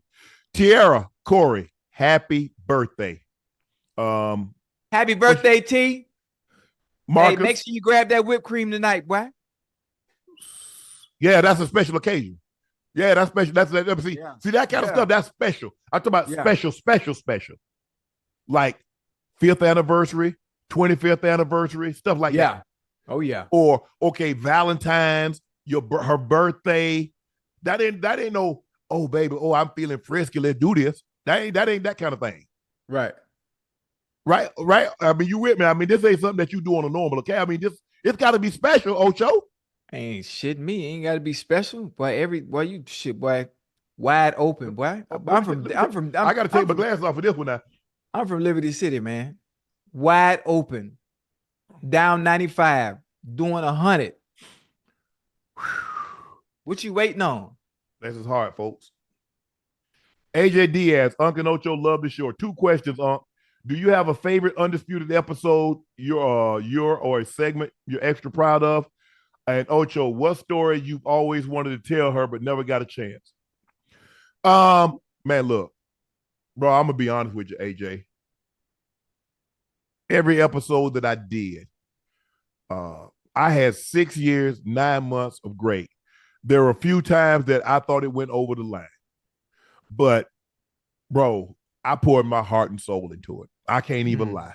I was as prepared as I could possibly be. And like I said, I'm not going to let 2, 3 bad episodes ruin the 6 years and 9 months of great times. So for me, it was great when Skip gave me the GOAT and I had the GOAT and he had the 23 jersey on. I had great moments. I've had 1,000 more great moments. The great moments overshadow any bad moments. And I think the thing what happened is that people have replayed the bad moments so much more so than the good moments. But man, I had an unbelievable. I wouldn't have been here without Undisputed. No matter what transpired at the end, there is no Nightcap with Unc and Ocho, I don't believe, without Undisputed. I don't believe that there is Shannon on First Take without Undisputed. I don't believe I'm the #1 sports celebrity voted for by Complex, sports personality voted on by Complex without Undisputed. So I appreciate everything Undisputed did for Shannon Sharpe. What you got, Ocho? What you got? What story you've always wanted to tell?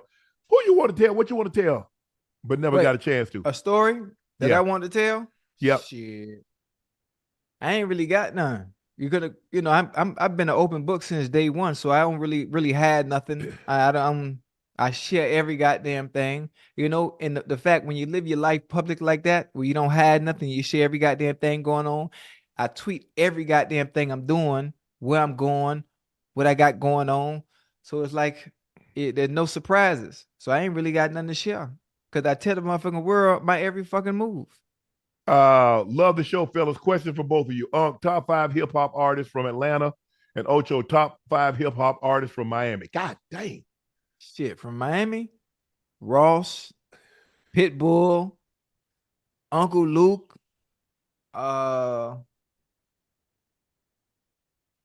Trick Daddy, shit, Trina. I'm talking about. I mean, it's. I don't want to say no wrong, it ain't even fair. I mean, I can't. It's too many people from Atlanta. Oh man, and there's something I'm missing, but I'm just off the top of my head. I'm just thinking of the people from Miami off the top of my head. Yeah, well, you can't have no list from Atlanta that involve hip hop without Usher. So Usher not hip hop. That's art. That's. So even I think he talking rap though, huh? If you want rap, okay, rap. Bro, we got Outkast, we got Future, we got Chainz, we got T.I., Weezy. I mean, not Jeezy, y'all Luda, got a lot, bro. Tip. Y'all got a lot. Y'all got a lot. Big Boy, Andre 3000. Y'all got a lot. Yes. Y'all got a lot. We loaded down there. Mm-hmm. But if I had to say, and I know most of these. I forgot Trina. Shoot, Jackie O. Man, no, I can keep going. And then we got Baby. Y'all, we got Baby. We got Face. Yeah. Look. We got TLC. We got Monica. Ooh. Y'all got a lot, bro. We got, we got Escape. Mm-hmm. We loaded. And we and we got them things down there too. We got Magic, Allure, Diamond. Huh? Oh, you talking about the strip clubs. Yeah. Okay. Doodle Brown. I wanna rock. Unc Ocho, how should the NFL handle situations like Matt Araiza going forward? The punt guard. He was the guy that was, if I'm not mistaken, San Diego State, right? San Diego State. He led the nation. He was the Luke Groza Award. He led the nation in punting. He got selected by the Buffalo Bills, I think, second, third round? But he was a high draft pick for a punter. And at a party, young lady said she was sexually assaulted and accused him as being a participant. Yeah. Hey, Rail. He said, hey.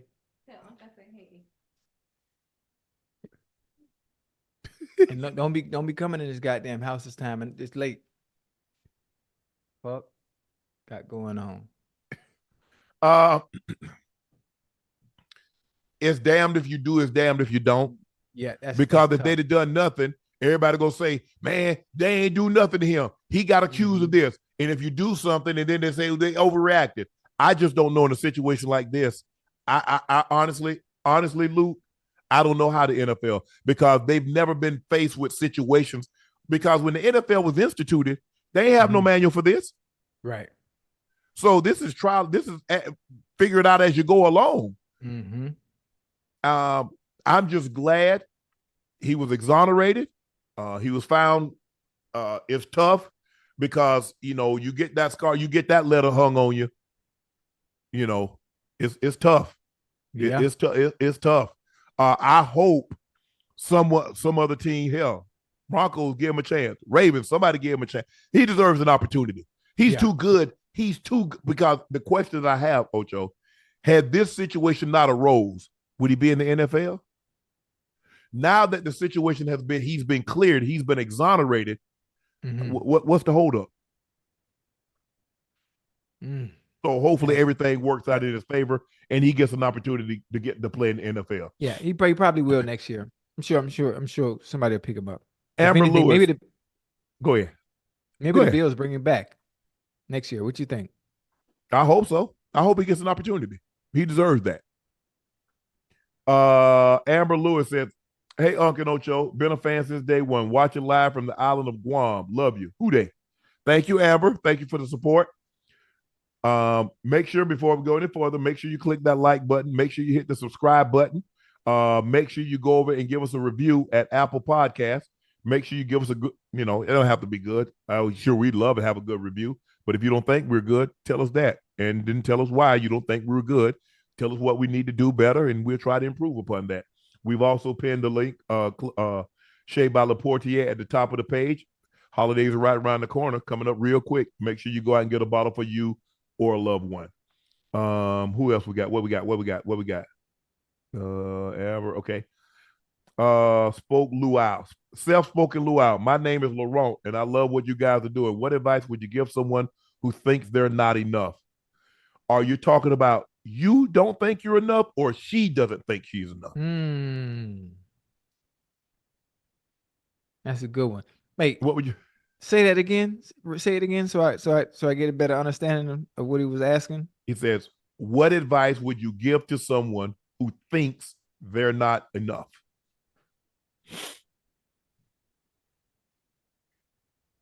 Damn, if you don't think you're not enough, are you? I ain't never thought like that. Yeah. Listen, confidence is key. I'm more. Oh yeah.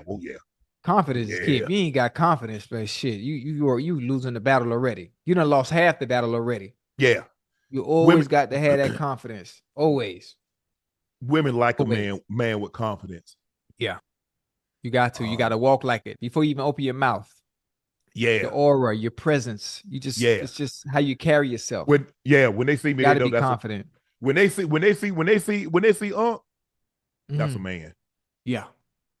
Yeah. The way I carry myself, the way I conduct myself, I'm firm, I'm sturdy, but they like, okay, he's subtle. Okay. Yeah. Smooth. He got a big heart. With it. Yeah. Sense of humor. Mm-hmm. I got a great sense of humor. Sometime if you guys hadn't noticed it. And yes, they like, I often wonder, like comedians, when they meet someone, do the person, do they want them to, tell them jokes or tell them stories? And I often wonder that. But Ocho, over the last 7-8 years, people want to hear, women want to hear stories. Mm-hmm. Yeah. Your experiences, some of the things you've been with. And the stories that I've been telling, these are the ones that I can tell on air. Some things would probably need to go in a book or go in the grave with me. Mm-hmm. that's the bad part, because the stories that I've told, I probably got 1,000 more that I can't tell. Right. Laney Ray says, Shannon Ocho, you always talk about what you're giving others for Christmas. What's the best Christmas gift you've ever gotten, and what do you want for Christmas? Oh, that's a good question. Best Christmas gift I've ever gotten. And I don't even like gifts. I like to be doing the giving, obviously, to the kids. I'm definitely I'm a giver. Yeah, I'm a giver as well. So best gift I've ever gotten. Oh my goodness.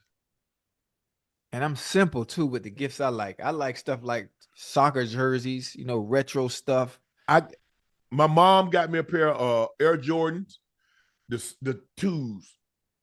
I got a pair of those. I got a what did I get? Do you remember those handheld football games that came out like in the 70s, the late 70s?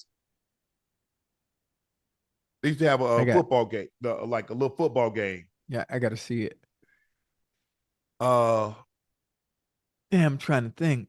Best I'm trying to think the best gift that, and I think Laney Ray, I think that's her name. I think what she's asking, like, I think she's talking about a gift that someone like a female has given you. That is given? Yeah. Oh shit. I think one of the best gifts. I gave him a mean one. I mean, one Christmas I gave Mama a mean one. Yeah. Man, Santa Claus came down the trip and heard that and went right back up there. What it was? Well, I gave her a mean one. You gave who a mean one? Man, she talk about she wanted 10 inches to make it hurt. Yeah. I hit her 3 times and hit her with an elbow. Yeah. And I was out the door. Ooh. You know what I'm saying? Come on, boy. Don't even play with him. Don't even play with him. Damn, best Christmas. I'm trying to. Man, Ocho, because I'm like you, Ocho. I'm really simple. Probably. Not if I can't even think of nothing. I can think of one of the nicest gifts I got in general, but not Christmas time. Oh my goodness. I think probably no. The best gift. It wasn't just Christmas. It was for my birthday. Mm-hmm.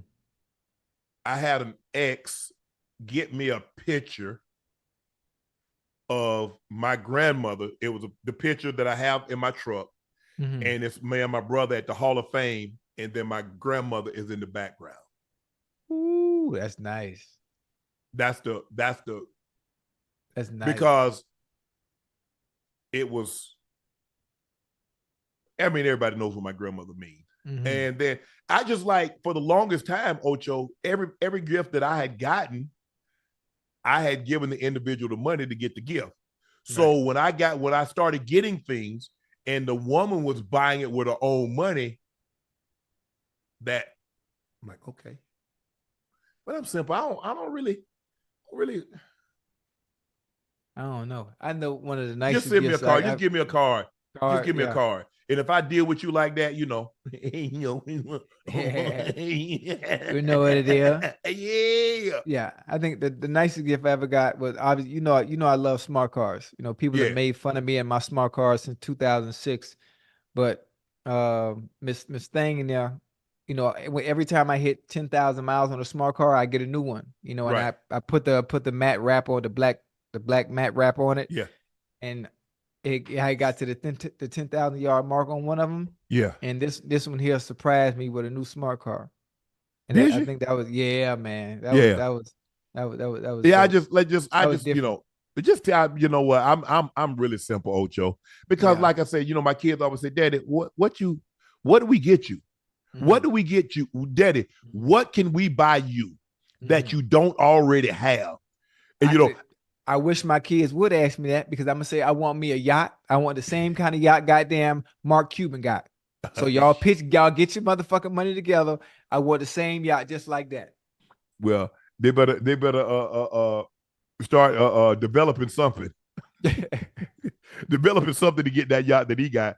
But for me, Ocho, I just think, look, like I said, I'm simple, man. I just, hey, miss you, thinking about you, love you. Hey, kiss, I'm good. Yeah. I mean, I because Christmas has lost the meaning, because that's not what Christmas was about. I mean, it's not what it's about, but you know, it's hard to tell kids that Christmas is not about. No, I ain't talking about kids. I'm talking about the kids. Yeah, the kids go get toys. The kids go get toys and stuff. Right. You know, so I'm just, That's a good one. I'm trying to think. What would be, if you could say, you know what, if you could get one thing for Christmas right now. Right now, me? Right now, yeah. Oh, give me cigars. I know I have my own brand of cigars, but for me, it would be a box of, Chad, listen to me. If y'all want to send me something for Christmas, send me a box of Daniel Marshall 24 karat gold leaf cigars. Get me a box of, I'm going to say it again. You know my address. Daniel Marshall 24 karat gold leaf cigar. Yeah, that's what I want. Now, if I wake up Christmas morning on the motherfucking 25th and I got a box of them motherfucking Daniel Marshalls, somebody in this house gonna be pregnant, and they're gonna be due next year around September. I tell you no lie. Yeah, you see, I had to throw that little hint out because I know she would probably hit me. You ain't gonna beat me to the punch. Cause I tell you what I want for Christmas. Oh, you said 2024 we were having kids, huh? Man. I want to come down there because I'm gonna post a picture of my Christmas tree. Yeah. I'll post a picture of my Christmas tree. I want to come down there one morning. Yeah. Okay. And look over that tree, that thing butt ball. Yeah. That's what I want. That's what I want for Christmas.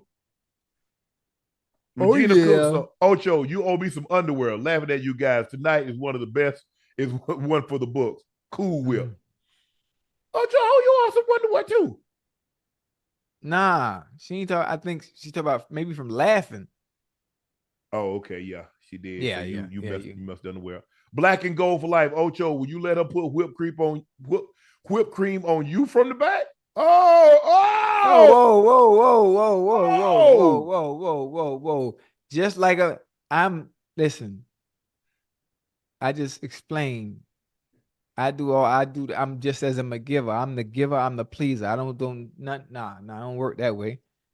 No, sir. No, sir. I like where he was going with it too. It's a good question though.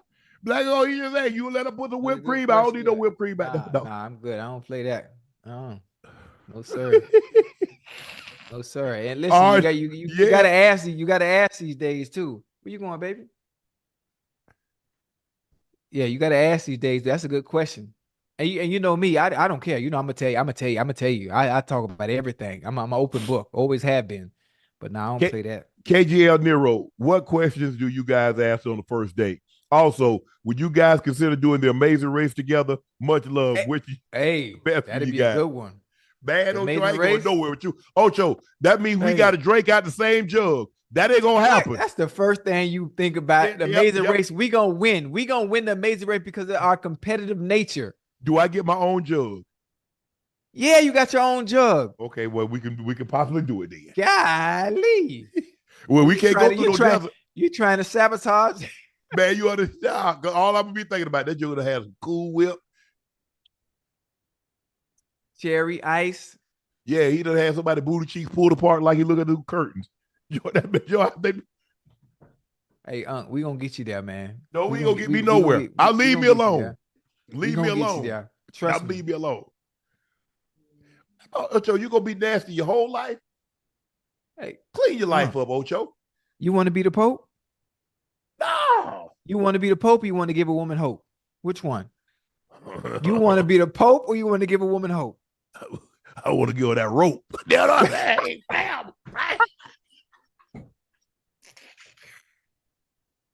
Man, what's up, Ocho? Do you guys hold on? Ocho, he says, what guys, okay, what do you guys like to ask on a first date?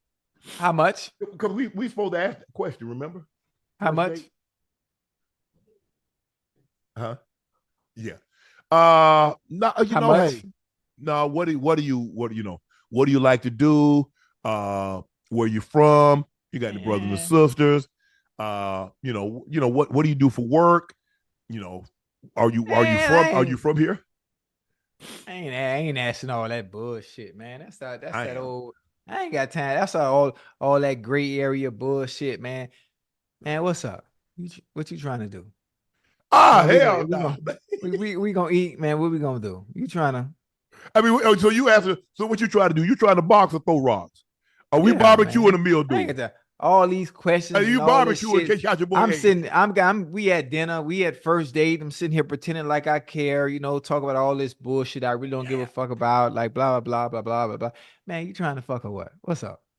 Ocho, come on, man. I mean, Ocho, whenever you young, you asked that when you young. I can't. Ocho, I'm 55. I said, y'all, what we gonna do? Cause I mean, pocket Ocho. Come on, baby. Man, Uncle here talk about first date questions, man. He asking all these questions, man. Like, where you like to go, what you like to do, and all. Man, I ain't trying to hear all that shit. What you trying to? I'm trying to flip your ass upside down. Man. Oh no, see, I'm trying. I'm gonna make you touch every wall in this goddamn hotel. I ain't what you doing and where you. I ain't got time for that shit. I mean, I'm 55, man. I'm 55. But Ocho, I got that. Man, Ocho, come on, man.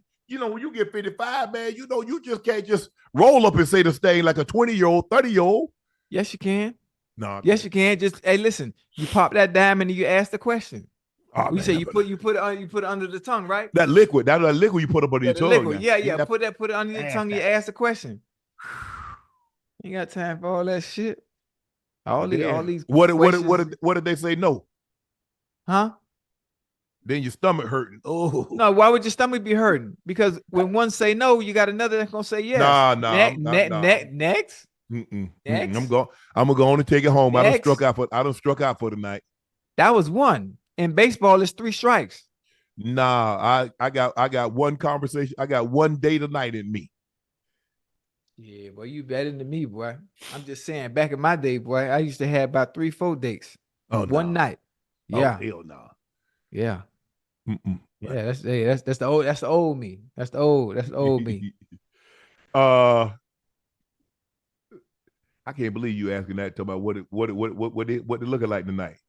Yeah, well, yeah. Come on, man. You asking like it's the problem. We start like everything. It's so fake though. Like you go on a date, you ask all these questions, you ask all this stuff you really don't care about, and you go through the motion just to get Ocho. Skip the bullshit. Skip the Ocho. I'm speaking as older. Think about even the women that are in the chat.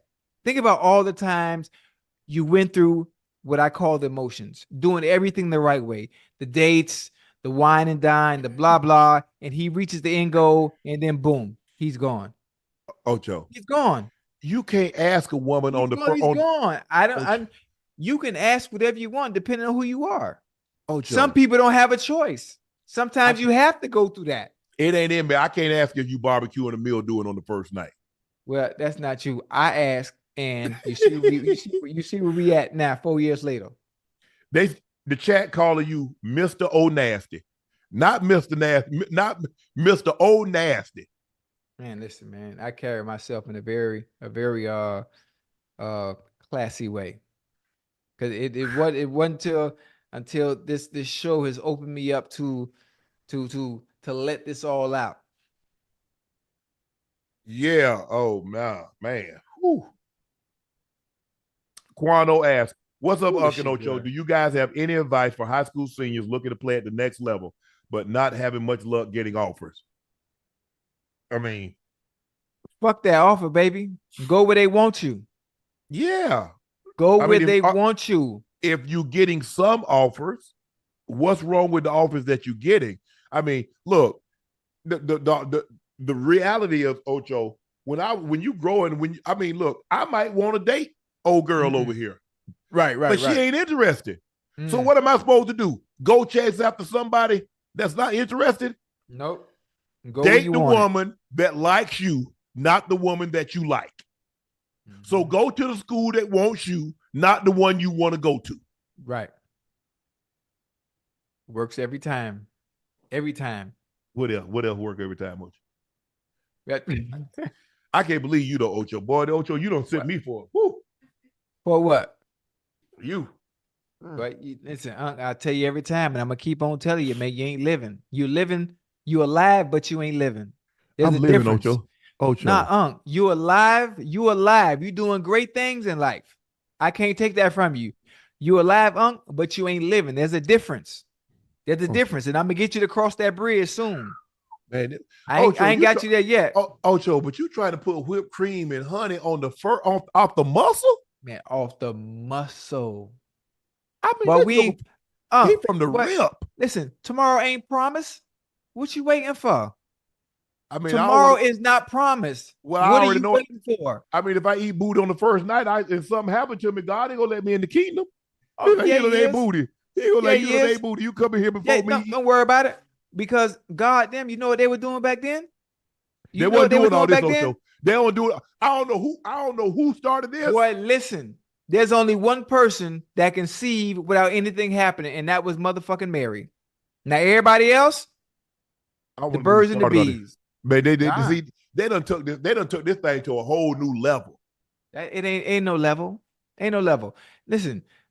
What I'm talking about, and just like technology, what I'm talking about, level. Not really. What I'm talking about is just like technology. Technology has evolved year in and year out and gotten better with time. You got to do the same thing, Unc. You still stuck in the goddamn 50s. You Fred Sanford in the bed. Anybody know what these are? What the hell is that? Them Jordans. I want the people in the chat. You know what I'm gonna start what I'm gonna do. It looked like somebody drew on them. I used to wear shoes. I mean, I got a nice collection, but what happened is I don't really go anywhere. So I guess now each night I'm gonna have to bring out a pair of my shoes and see if the chat know what these are. So hey, you got Jordans, but can't hoop. That's counterproductive. All I know is that I averaged 30 as a high school senior. What did you average? As a high school senior? Yeah. You averaged 30 as a high school senior. I'm beating NBA players in one-on-one. There's a difference. There's levels to this. Ocho. It's a difference. Ocho, I stopped playing basketball. I ain't played Ocho, honestly, I have not played the game of basketball seriously since 1991. This is what you fail to realize. I don't even play basketball. I don't even watch the game of basketball. I can't even talk it, but I can beat the best at it because I can play the game. Ocho, you ain't. I'm not good. Weight. You know what? I mean, who? I ain't lifted a who? Look at that. That ain't no accident. I mean, that ain't no accident. That is an accident. Look like a mosquito stung you. Look, a big old bump. And you know what? That might be. Hey, Dr. Pill Popper pop that thing for you.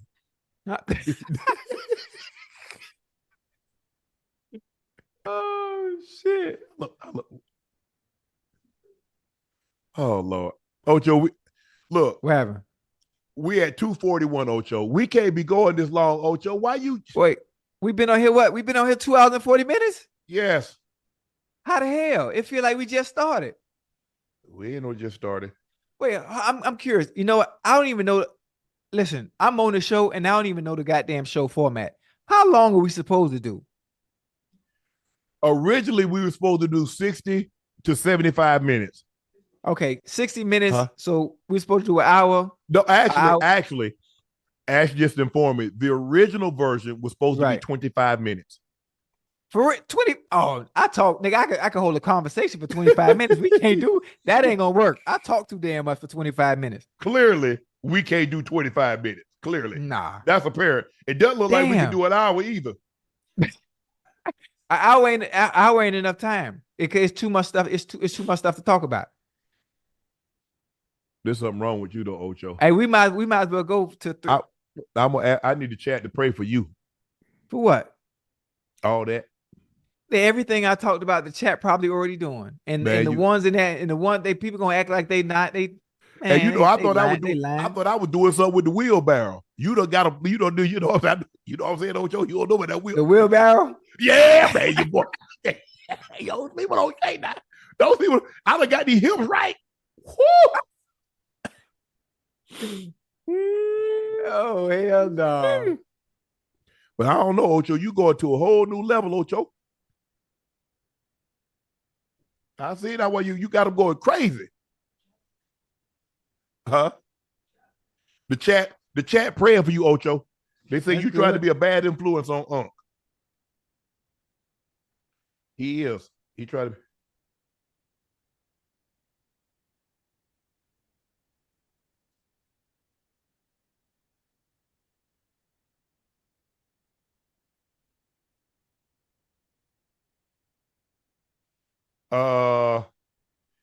Leon Edwards beat Kobe Covington. Yes. We should take up a collection. I'm going to send Leon Edwards. We're going to find Leon Edwards information. I'm going to send him $5,000. I'm going to send him $5,000 personally. Who, Leon Edwards? Yep. What round? I think he I don't think he knocked him out. It went to decision. Yep.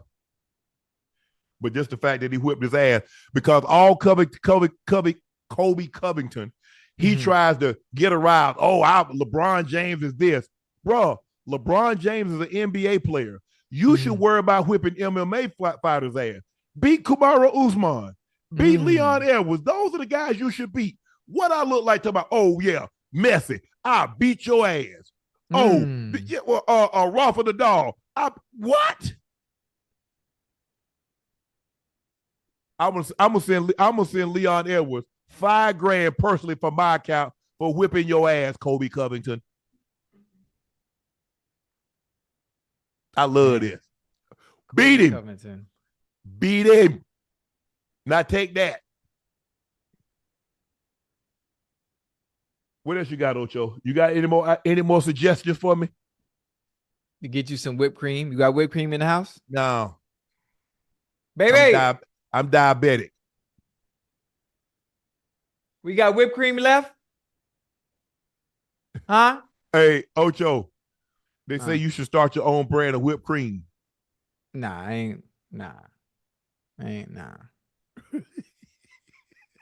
That's why I see, man, this joker on the first night, I see why you can't shake him. You doing all this on the first night? Well, you gotta understand the first night. This is I'm telling you what happened. All this is the result of what's happening here. This foundation that I bought. Ocho, I ain't got no problem. Look here. Okay, I get it. No, you don't. I get Ocho, but I'm just saying, Ocho. That's like on the first date. So you taking a female out and you got $1,000 meal. Can we build up to it?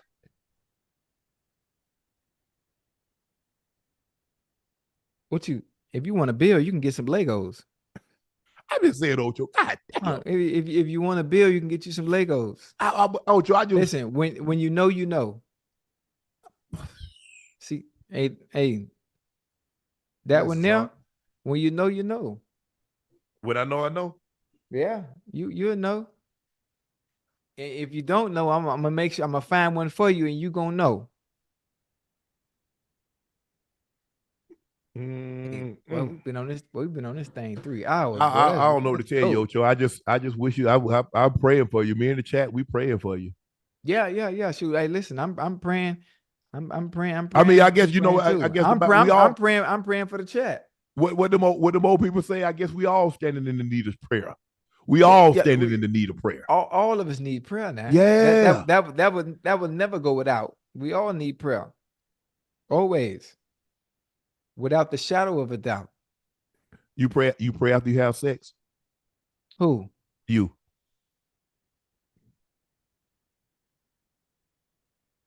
Damn. You know what? No. I do. Who you praying to, huh? I don't know, man. Lord, forgive me. I know I was wrong. Right. I know I was wrong. Wait, hold on. Well, you praying after sex, but you don't do nothing too crazy, so you ain't did nothing wrong. we gonna need you to evolve and backslide a little bit. Then you gotta ask for forgiveness. Ocho, no, it's a build up. Ocho. Okay. What got you, baby? You're 55. How long you gonna keep building? Let me ask you a question. Were you a first team All Pro your rookie year? You had to learn the rope, had to learn how to run the routes, had to learn how to get open, had to learn how to drop your hips, get in and out of breaks. You build that up, Ocho. Come on now. Come on now. Come on now. But the clock is ticking now. Man, I'm 55. You make it seem like I'm 75, 80. I ain't shit. 75, 80. You shouldn't be. You should be done. What? I ain't gonna quit. Done. I ain't gonna quit till it quit. I got you. You right. Listen, you right about that. Yeah, man. I'm healthy. I eat my fruits and vegetables. What? I just want to make sure. Do you have that +1 yet? Ocho, I'm gonna be straight. Yeah, just know. Bahamas. When is this? I told you when it is. Are we gonna do a nightcap from the location? Oh, we could do nightcap from the wedding, baby. We could do nightcap from the wedding. She said, "Yeah, nightcap from the wedding." So it gives the people that aren't able to come to the wedding an opportunity to see our. Yeah, we have like 100,000 in the chat. Oh, easy. I'm gonna be in my suit, and she gonna change like 3 or 4 times. I styled her dress. I'm styling her dress. You did it. I mean, I am one of her. What's looks. Your color? Let me stop. She got the color. I don't know the color combination off the top of my head, but I'm doing one of her dress and one of her looks. I ain't even know it was that women are supposed to change 2 or 3 times. You don't have to, but they do that. I didn't know that. You got your actual bridal gown. You got the reception. Right. Yeah. And then they change again. So I'm doing her third look. So I'm excited. I'm excited for you. Yeah. I mean, that may be opportunity over there. I let my hair down. You know what I'm saying? There you go. What I'm saying? They got whipped cream in the Bahamas? I've been saving it. I've been saving this old tongue for a rainy day, Ocho.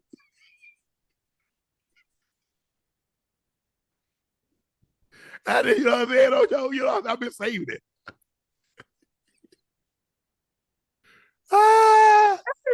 Let's go. Yeah, I've been saving, Ocho. Hold on. I'm plugging my computer back in. You about to die. Hey, listen, man. Boy. If this ain't the greatest goddamn show,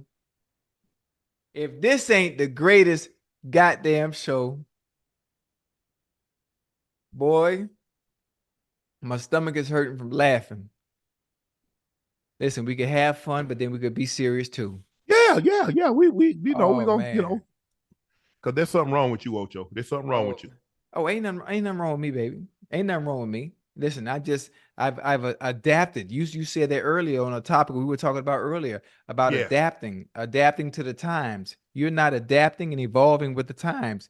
You still using the big ass cell. Remember the big Motorola 1800 cell phone? Yes. That's what you still using, So what should I be using? Huh? What should I be using? Maybe the new Android or some shit, or the new iPhone, but everything, all your life has to evolve and adapt with the times. But you stuck way back in goddamn shit. Well, you stuck when the goddamn Manhattans first came out. Huh? Nah, Ocho, your boy, I'm slow and steady. Yeah, we're gonna get you right though. Nah, you slow and steady, but you worse than slow and steady, because at 55, and you frowned upon just a little. Ain't no little. I mean, come on, Ocho. Damn. All right. We gonna stay off that. We gonna stay off that. I'm in the right. Okay, I ain't in the far right lane, but I'm next to the right lane, which is the slow lane. You trying to get me to go into HOV? You should have been in the HOV years ago. You ain't even in the HOV. You parked on the Meridian. You parked on the Meridian with your goddamn flashes on, trying to get over, but the traffic just passing by you. You scared to come out. I ain't scared, Ocho. You scared to come out. It's okay. We gonna get you there. And yes, they do sell whipped cream in the Bahamas, so you're gonna be ready. We gonna get you right, baby. 2025? No, 2025. No, 2025. Yeah. So it's already said February. February 22nd. How the hell? So what's going on in 24? Huh? What's going on in 24? Nah, we're getting February 22nd, 2025. Oh shit. Yeah. It's perfect. Perfect timing. Thank you for watching another episode of Nightcap. I'm your favorite sports unc, Shannon Sharpe. He's your favorite number 85, Cincinnati Bengals legend, Ring of Famer, Hall of Famer, Chad Ochocinco Johnson. Please make sure you hit that like button. Make sure you hit that subscribe button. We pinned Shea by Laportier at the top. Make sure you go at the top of the chat. Make sure you go get the one bottle for you or a loved one, with the holidays right around the corner. Make sure you go leave a review at Apple Podcasts. We appreciate all reviews, positive or better. But hey, we'll take the negatives also, because we do want to improve. We're not staying the same. Thank you for joining us. We'll be back tomorrow after the last game on Sunday night. Thank you for joining us again, and we're out.